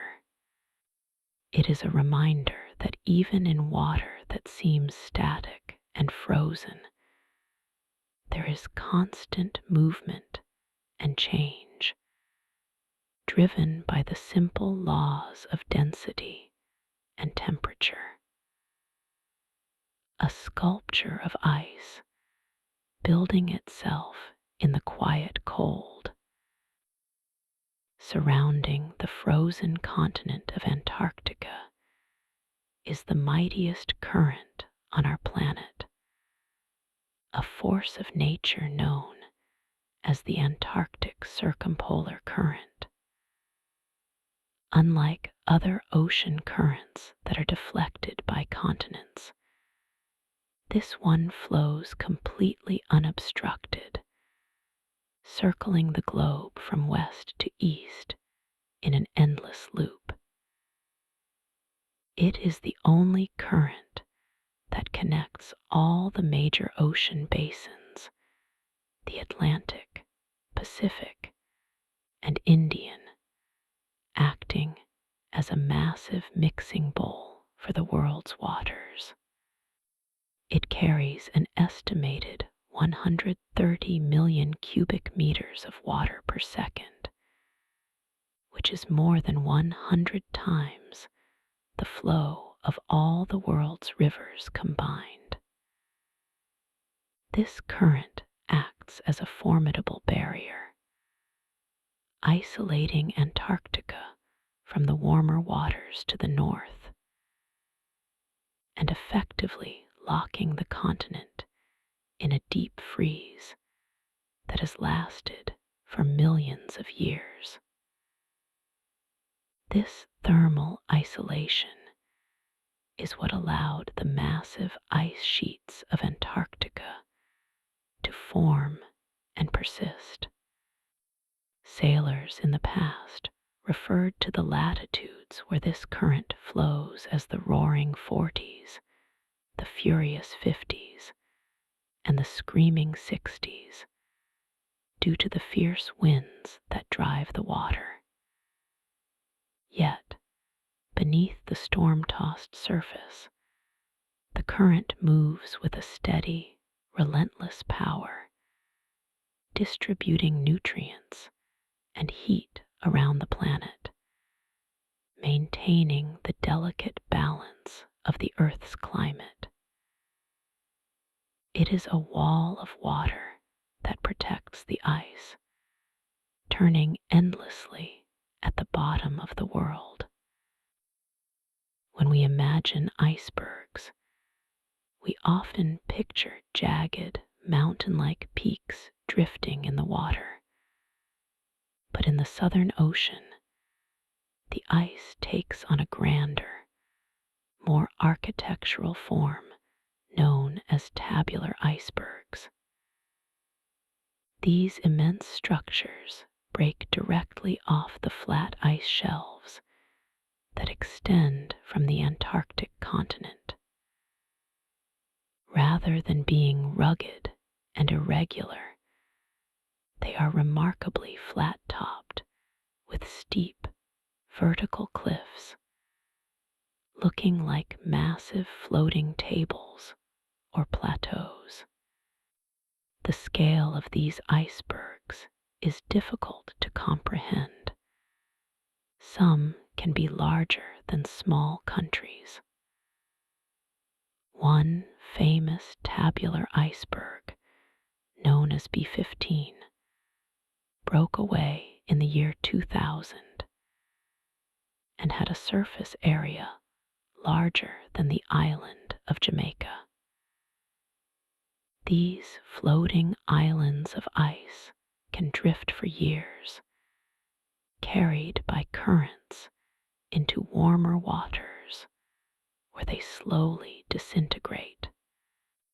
Up close, the walls of a tabular iceberg can rise hundreds of feet out of the water, glowing with an intense, unearthly blue caused by the compression of ancient air bubbles within the ice. They are so large that they create their own local weather systems and influence the ocean currents around them. As they melt, they release fresh water and ancient dust trapped for millennia, fertilizing the ocean around them and creating blooms of life in their wake. They are floating archives of history, silent white islands drifting through a dark sea. Sea ice might look like a solid, impenetrable block, but at a microscopic level, it is actually a complex, honeycomb-like habitat teeming with life. As seawater freezes, it expels salt into tiny pockets and channels within the ice matrix. These brine channels remain liquid even when the surrounding ice is solid, because the high salt concentration lowers the freezing point. Inside these microscopic tunnels, a unique ecosystem flourishes, populated by specialized algae, bacteria, and tiny invertebrates. These organisms have adapted to survive in conditions of extreme salinity and bitter cold that would be fatal to almost anything else. The algae that live here turn the bottom of the ice a golden brown color, and they serve as the crucial foundation for the entire polar food web. When spring arrives and the ice begins to melt, these organisms are released back into the water column, triggering massive plankton blooms that feed the krill, which in turn feed the whales and seals. It is a hidden nursery, safely tucked away inside the ceiling of the ocean. Scientists studying these brine channels see them as a potential model for how life might exist on icy moons like Europa or Enceladus, suggesting that even in the most frozen, solid-looking environments, life can find a way to endure in the hidden spaces between the crystals.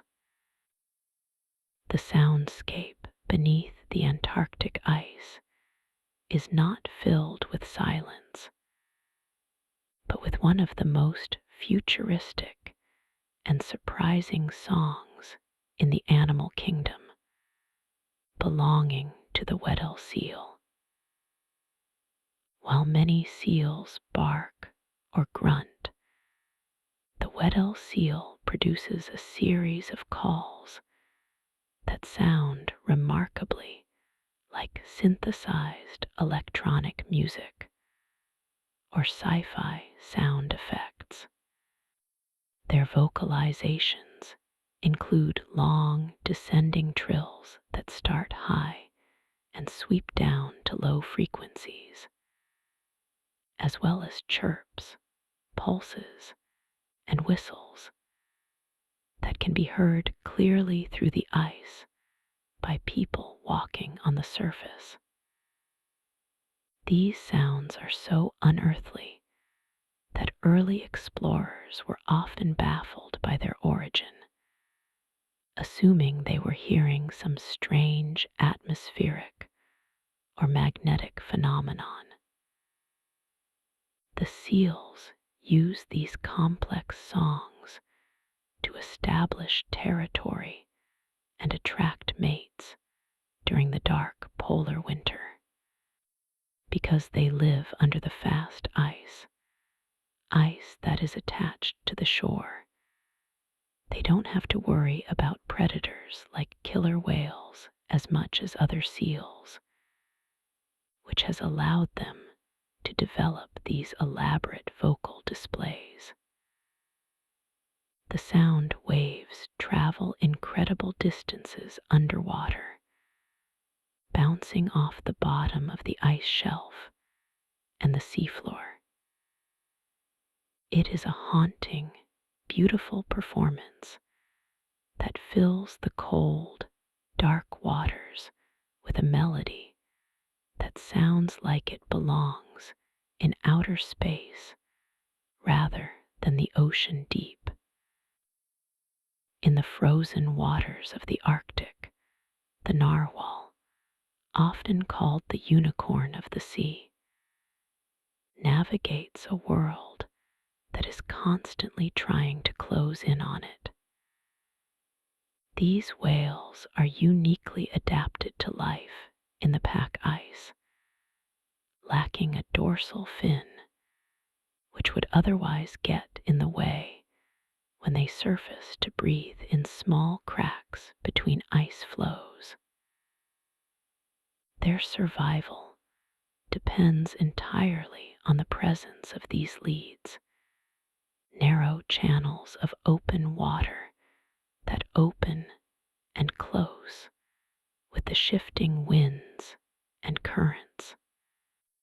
Narwhals are masters of this shifting labyrinth, capable of diving a mile deep to feed on halibut before returning to the exact same small opening in the ice to breathe. Sometimes, however, the temperature drops suddenly or the wind shifts, and the leads freeze over, trapping groups of narwhals in a shrinking pool of water, an event the Inuit call a savsat. But usually, the narwhal finds its way. Their iconic tusk, which is actually an elongated tooth that spirals out through their lip, is filled with millions of nerve endings. Recent research suggests it acts as a sensory organ, detecting subtle changes in water temperature, pressure, and salinity, perhaps helping them find the safe path through the freezing dark. They move like ghosts through the maze, guided by senses we are only just beginning to understand. Deep in the polar oceans, a phenomenon known as polar gigantism causes certain creatures to grow to sizes that seem impossible elsewhere on Earth. One of the most striking examples is the sea spider. In most of the world's oceans, sea spiders are tiny, delicate creatures that you might barely notice, often no bigger than a fingernail. But in the freezing waters of the Antarctic, these same animals can grow to the size of a dinner plate, with long, spindly legs stretching out over 25 centimeters. They move slowly across the seafloor, looking like wanderers from a different era. Scientists believe this gigantism happens because cold water can hold much more dissolved oxygen than warm water. This oxygen-rich environment, combined with the slow metabolic rates caused by the cold, allows these creatures to grow larger without their bodies struggling to get enough oxygen to their tissues. It's not just spiders. Isopods, which look like woodlice, also grow to massive sizes here, as do certain sponges and worms. Life in the deep freeze moves at a different pace, slower, older, and larger. These giants have few predators and live in a stable, unchanging environment, growing quietly in the dark for years. Ancient watchers in a world of cold, blue silence. There is a vast fortune dissolved in the waters of the world, hidden in a way that makes it nearly impossible to touch. We often think of shipwrecks when we imagine sunken gold, but the water itself holds far more wealth than any galleon ever carried. Ocean water contains dissolved gold ions, spread so thinly that for every trillion parts of water, there are only a few parts of gold. It sounds negligible until you consider the sheer volume of the ocean.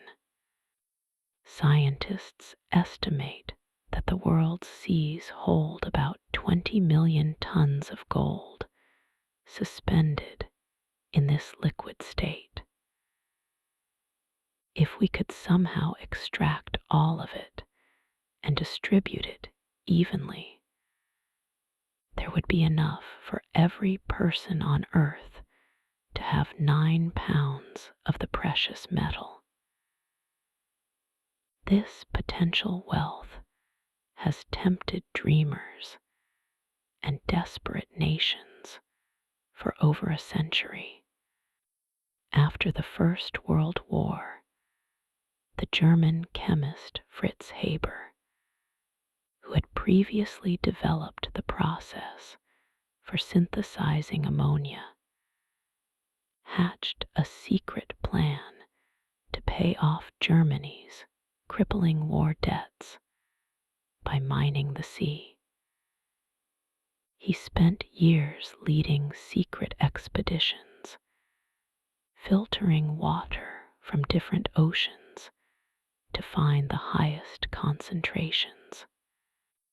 Ultimately, The project failed because the gold was too diffuse, and the cost of the energy required to pump and filter the water was far higher than the value of the gold recovered. The ocean keeps its treasure safe not by hiding it in a chest, but by scattering it atom by atom across the globe. A fortune that is everywhere and nowhere at once. If you could magically remove all the water from the ocean and leave only the salt behind, the result would be a landscape transformed beyond recognition. The salt in the ocean is so abundant that if you dried it all out and spread it evenly over all the land masses on Earth, it would create a layer more than 500 feet thick. This is a staggering amount of material, roughly equivalent to the height of a 40-story building, covering every continent, mountain, and valley. This salt comes from billions of years of rain eroding the land. As rainwater falls, it is slightly acidic due to carbon dioxide in the air. This acidic rain slowly breaks down rocks, releasing ions like sodium and chloride that are carried by streams and rivers into the sea.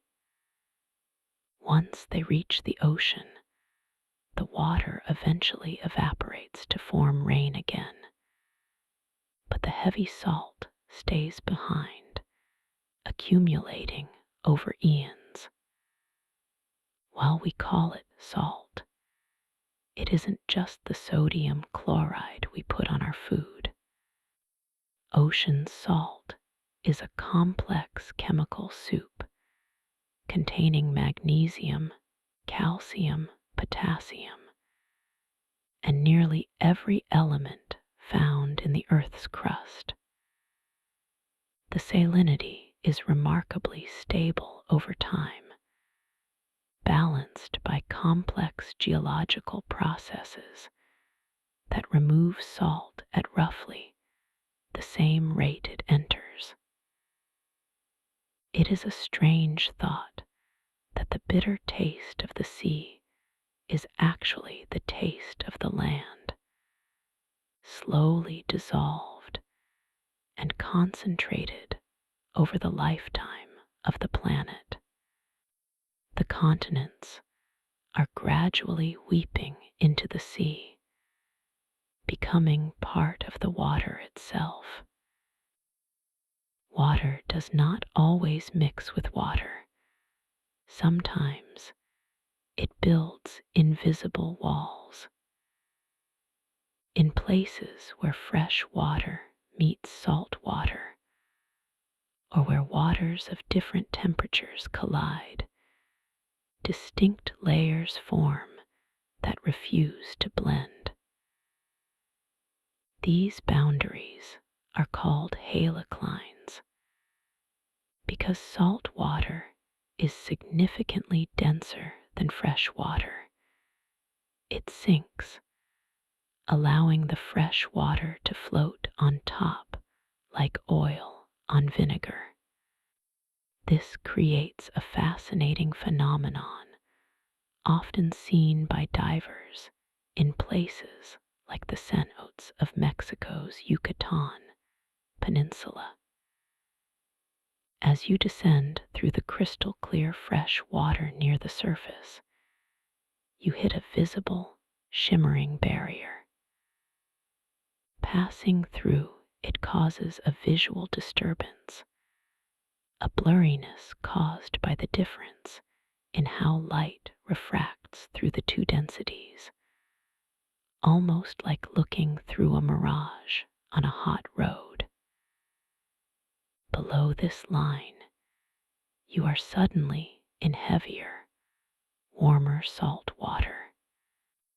These layers can be so distinct that organic matter leaves, and even underwater clouds of hydrogen sulfide can get trapped at the boundary, creating the illusion of an underwater river flowing within the ocean.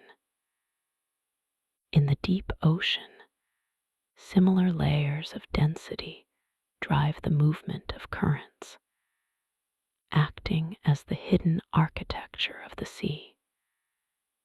It challenges our intuition that liquid is chaotic and structureless. In the ocean, water can form ceilings and floors, creating separate rooms that never truly touch. A quiet separation maintained by the weight of salt alone. The clouds drifting high above the open ocean are often born from the chaotic crashing of waves far below. We tend to think of evaporation as a silent, invisible process where water simply lifts into the air, but the ocean has a more violent and mechanical way of seeding the sky. When waves break and whitecaps form, they trap billions of tiny air bubbles underwater. When these bubbles rise to the surface and burst, they don't just pop, they shatter, ejecting microscopic droplets of seawater high into the atmosphere. These tiny droplets, known as sea spray aerosols, carry salt and organic particles upward. This is crucial for the climate because water vapor in the atmosphere cannot easily form clouds on its own. It needs a surface to cling to, a tiny seed to start the condensation process. The salt crystals and organic bits from the sea spray provide these seeds, known as cloud condensation nuclei. Without the mechanical churning of the waves throwing these particles into the sky, our planet would have far fewer bright, white clouds to reflect sunlight. This means the roughness of the sea directly influences the temperature of the earth. A calm ocean might mean a clearer sky, while a storming, thrashing ocean builds a blanket of clouds to shade itself. It is a beautiful vertical cycle where the turmoil of the water creates the stillness of the clouds. The waves reach up to touch the sky, and the sky becomes a mirror of the sea. There is a specific, evocative scent that we instantly recognize as the smell of the sea, that sulfurous, tangy aroma that greets you before you even see the coastline. For a long time, people assumed this was simply the smell of salt or decaying seaweed, but it is actually a chemical signal produced by the microscopic life of the ocean. The compound is called dimethyl sulfide, or DMS. It begins inside tiny phytoplankton, which produce a precursor chemical to protect themselves from the salinity of the water. When these plankton die or are eaten by krill and zooplankton, bacteria break down their remains and release the DMS gas into the water, which then escapes into the air.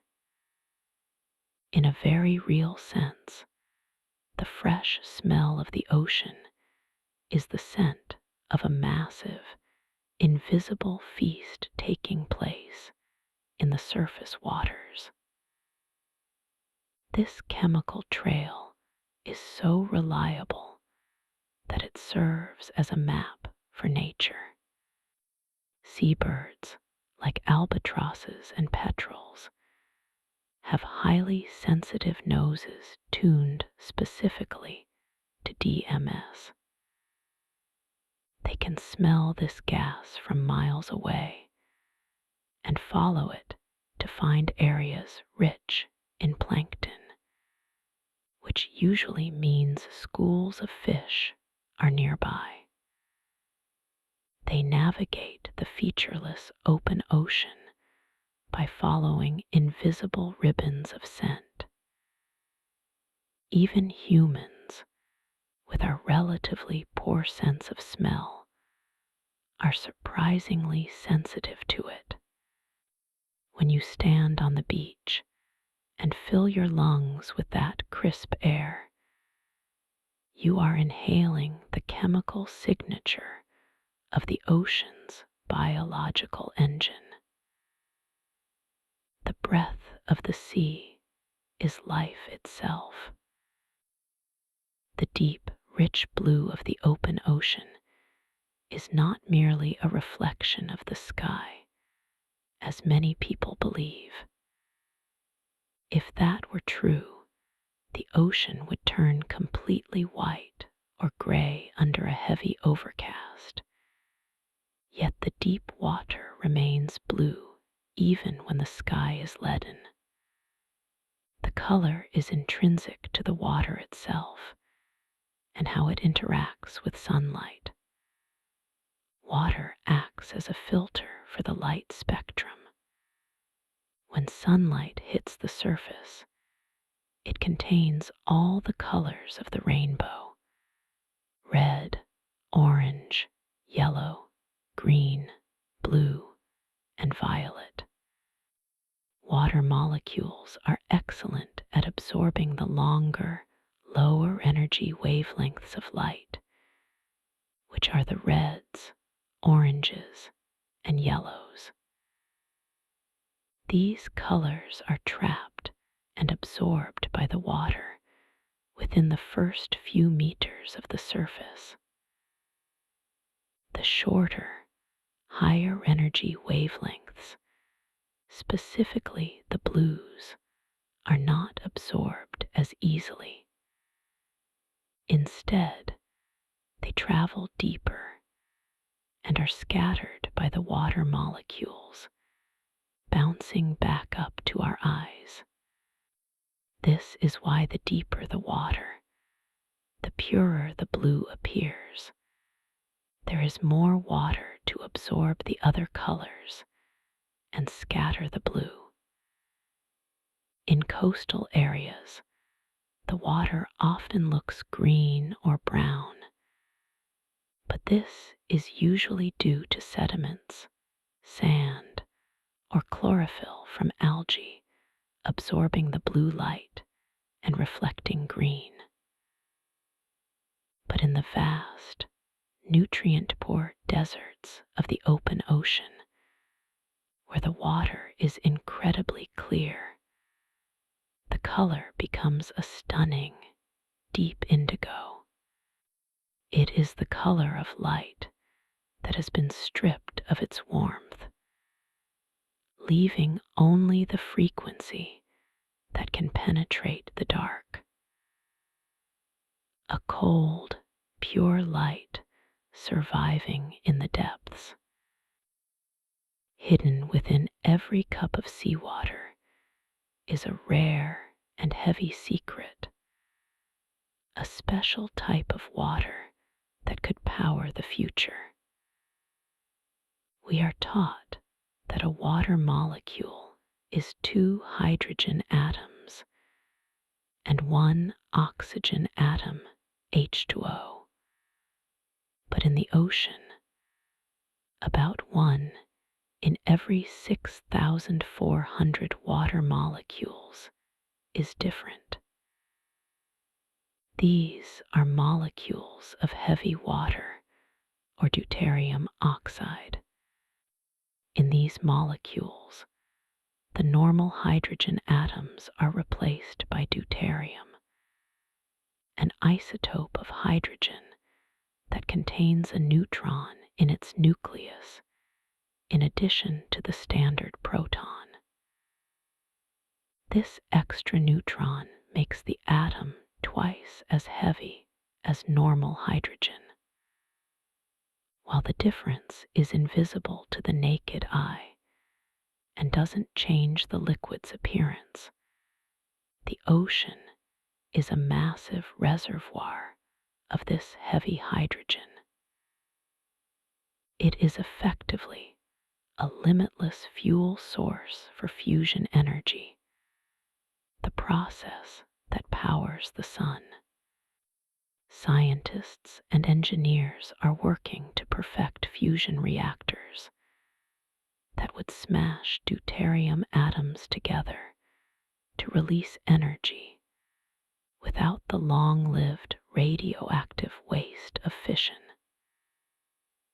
If they succeed, the deuterium found in just 1 gallon of seawater could provide as much energy as 300 gallons of gasoline.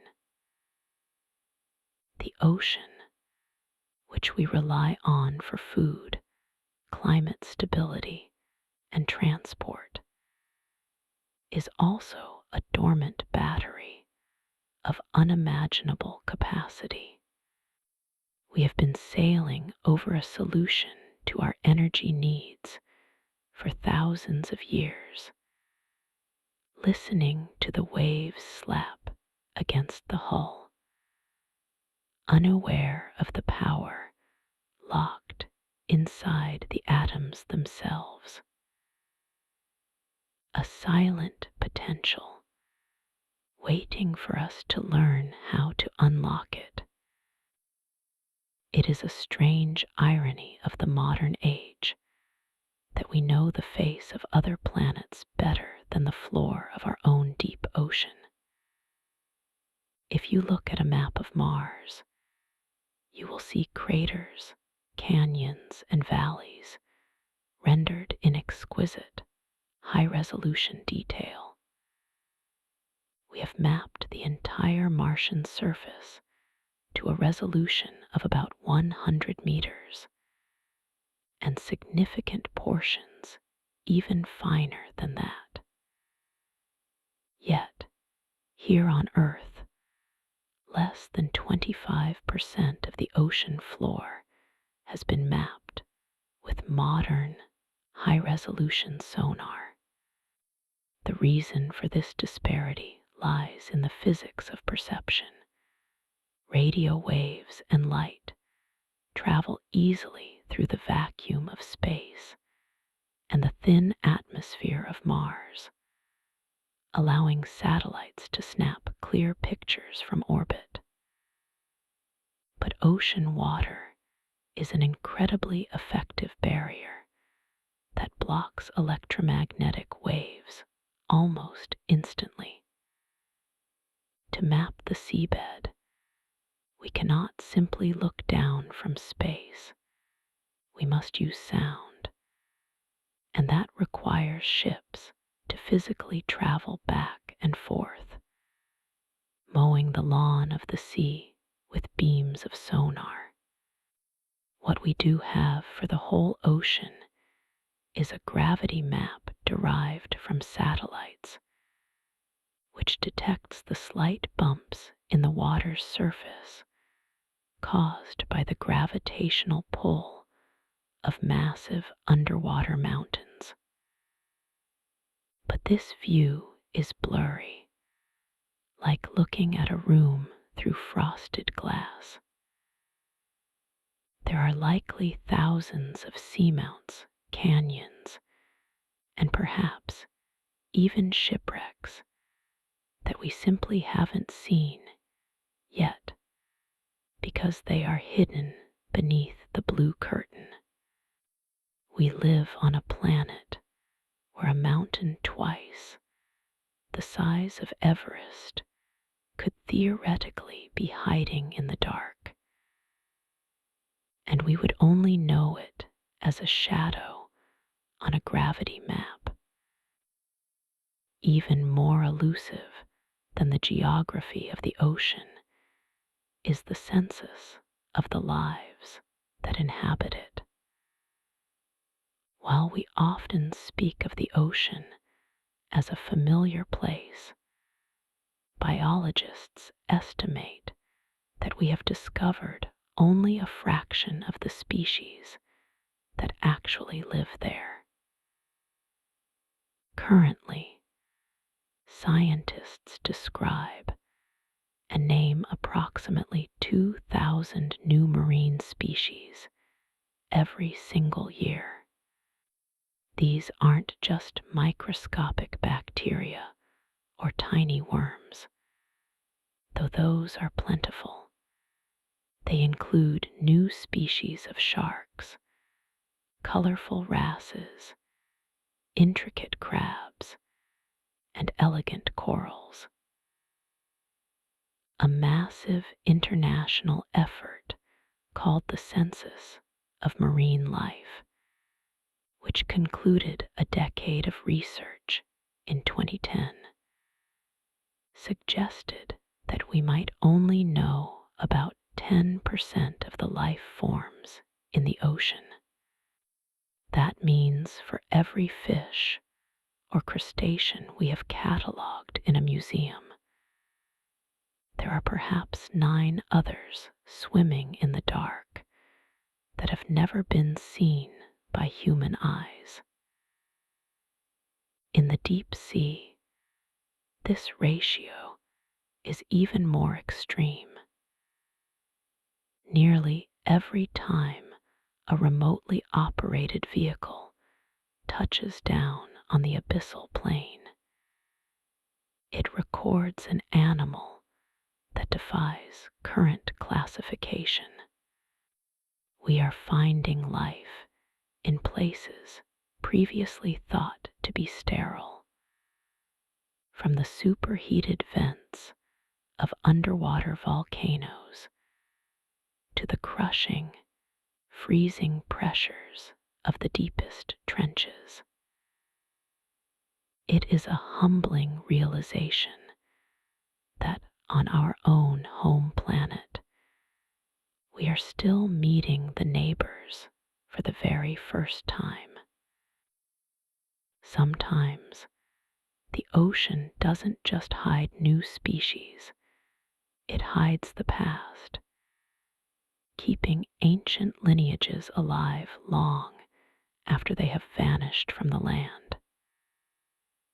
The most famous example of this is the coelacanth, a fish that occupies a legendary space in the history of science. For vast stretches of time, paleontologists knew the coelacanth only from fossils, the youngest of which was 66 million years old. Science had concluded that this heavy-scaled, lobe-finned fish had gone extinct alongside the dinosaurs and the pterosaurs. The book was closed on their existence. But in 1938, a museum curator named Marjorie Courtenay-Latimer spotted a strange, metallic blue fish in the catch of a local fisherman in South Africa. It had odd, limb-like fins and a tail unlike anything in the modern ocean. When it was identified as a living coelacanth, It sent a shockwave through the scientific community that is hard to overstate. It was akin to finding a living triceratops wandering in a remote jungle. These fish live in deep, rocky caves and underwater cliffs, drifting slowly and conserving energy, which allowed them to stay out of fishing nets and away from human notice for eons. In the late 1990s, a second population was found in Indonesia, proving they are widespread but secretive.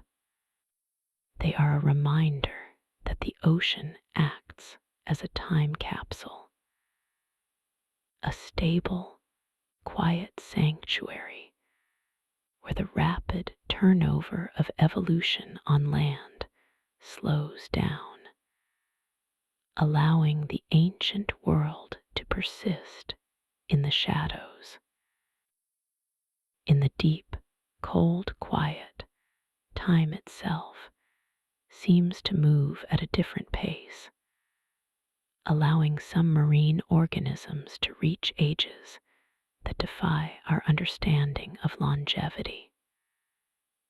While we often look to the giant redwoods or bristlecone pines as the elders of the planet, the deep ocean harbors corals that are thousands of years older.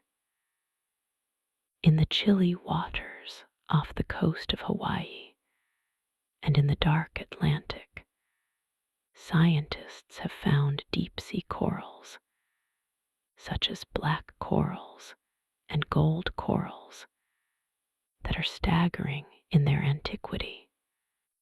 One specific specimen of gold coral was radiocarbon dated to be approximately 4,265 years old.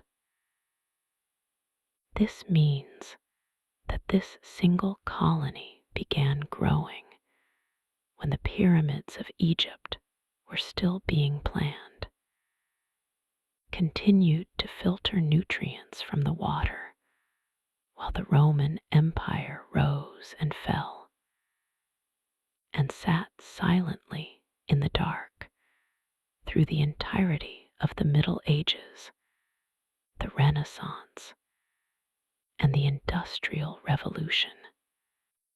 Unlike shallow water corals that get energy from the sun, these deep dwellers grow excruciatingly slowly, adding only micrometers to their skeletons each year.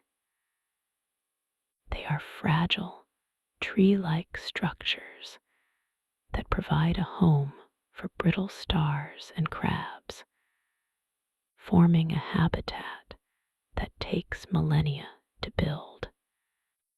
Their existence changes our perspective on the deep sea.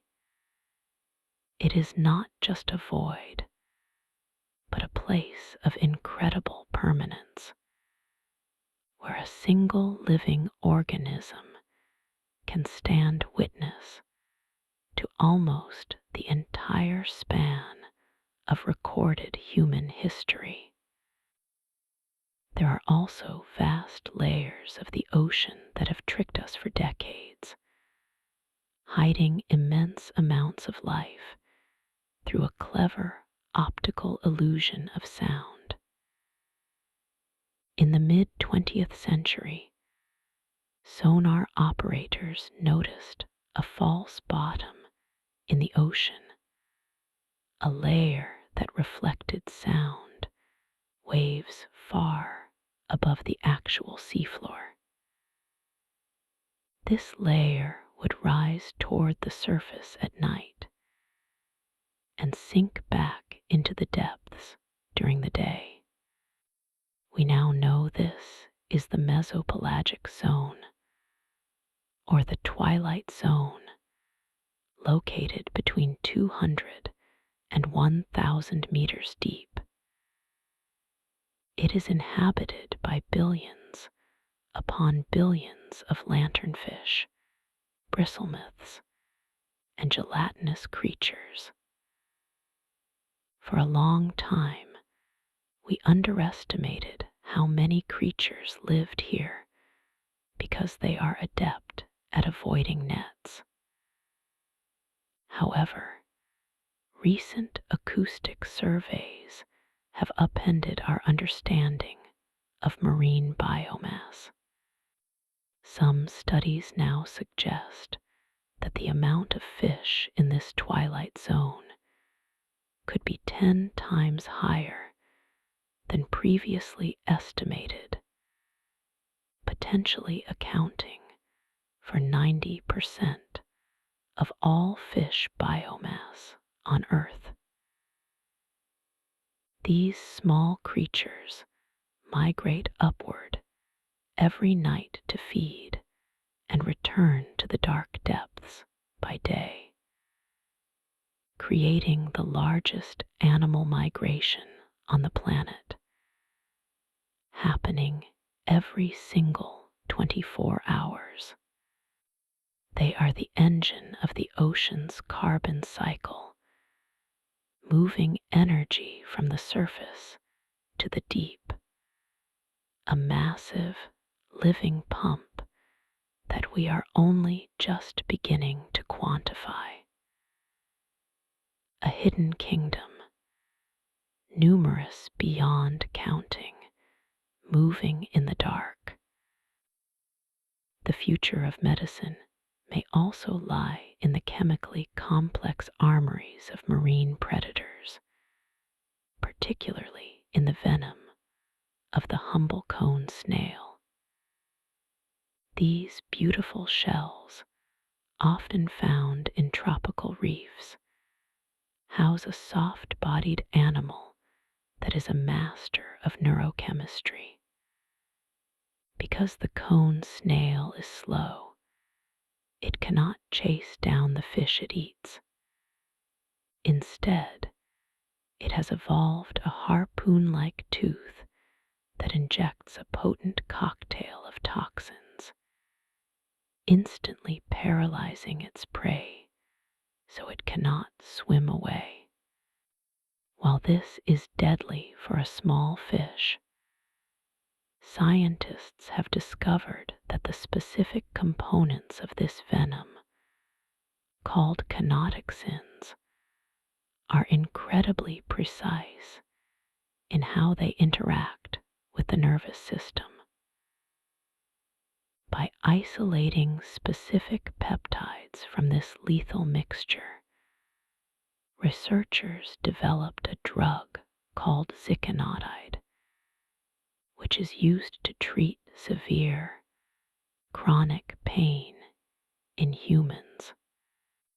It is estimated to be 1,000 times more potent than morphine, yet it works through a completely different mechanism that does not lead to addiction in the same way opioids do.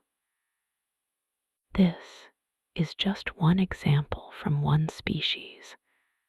There are hundreds of species of cone snails, each with a unique venom library, and thousands of sponges and soft corals producing other compounds.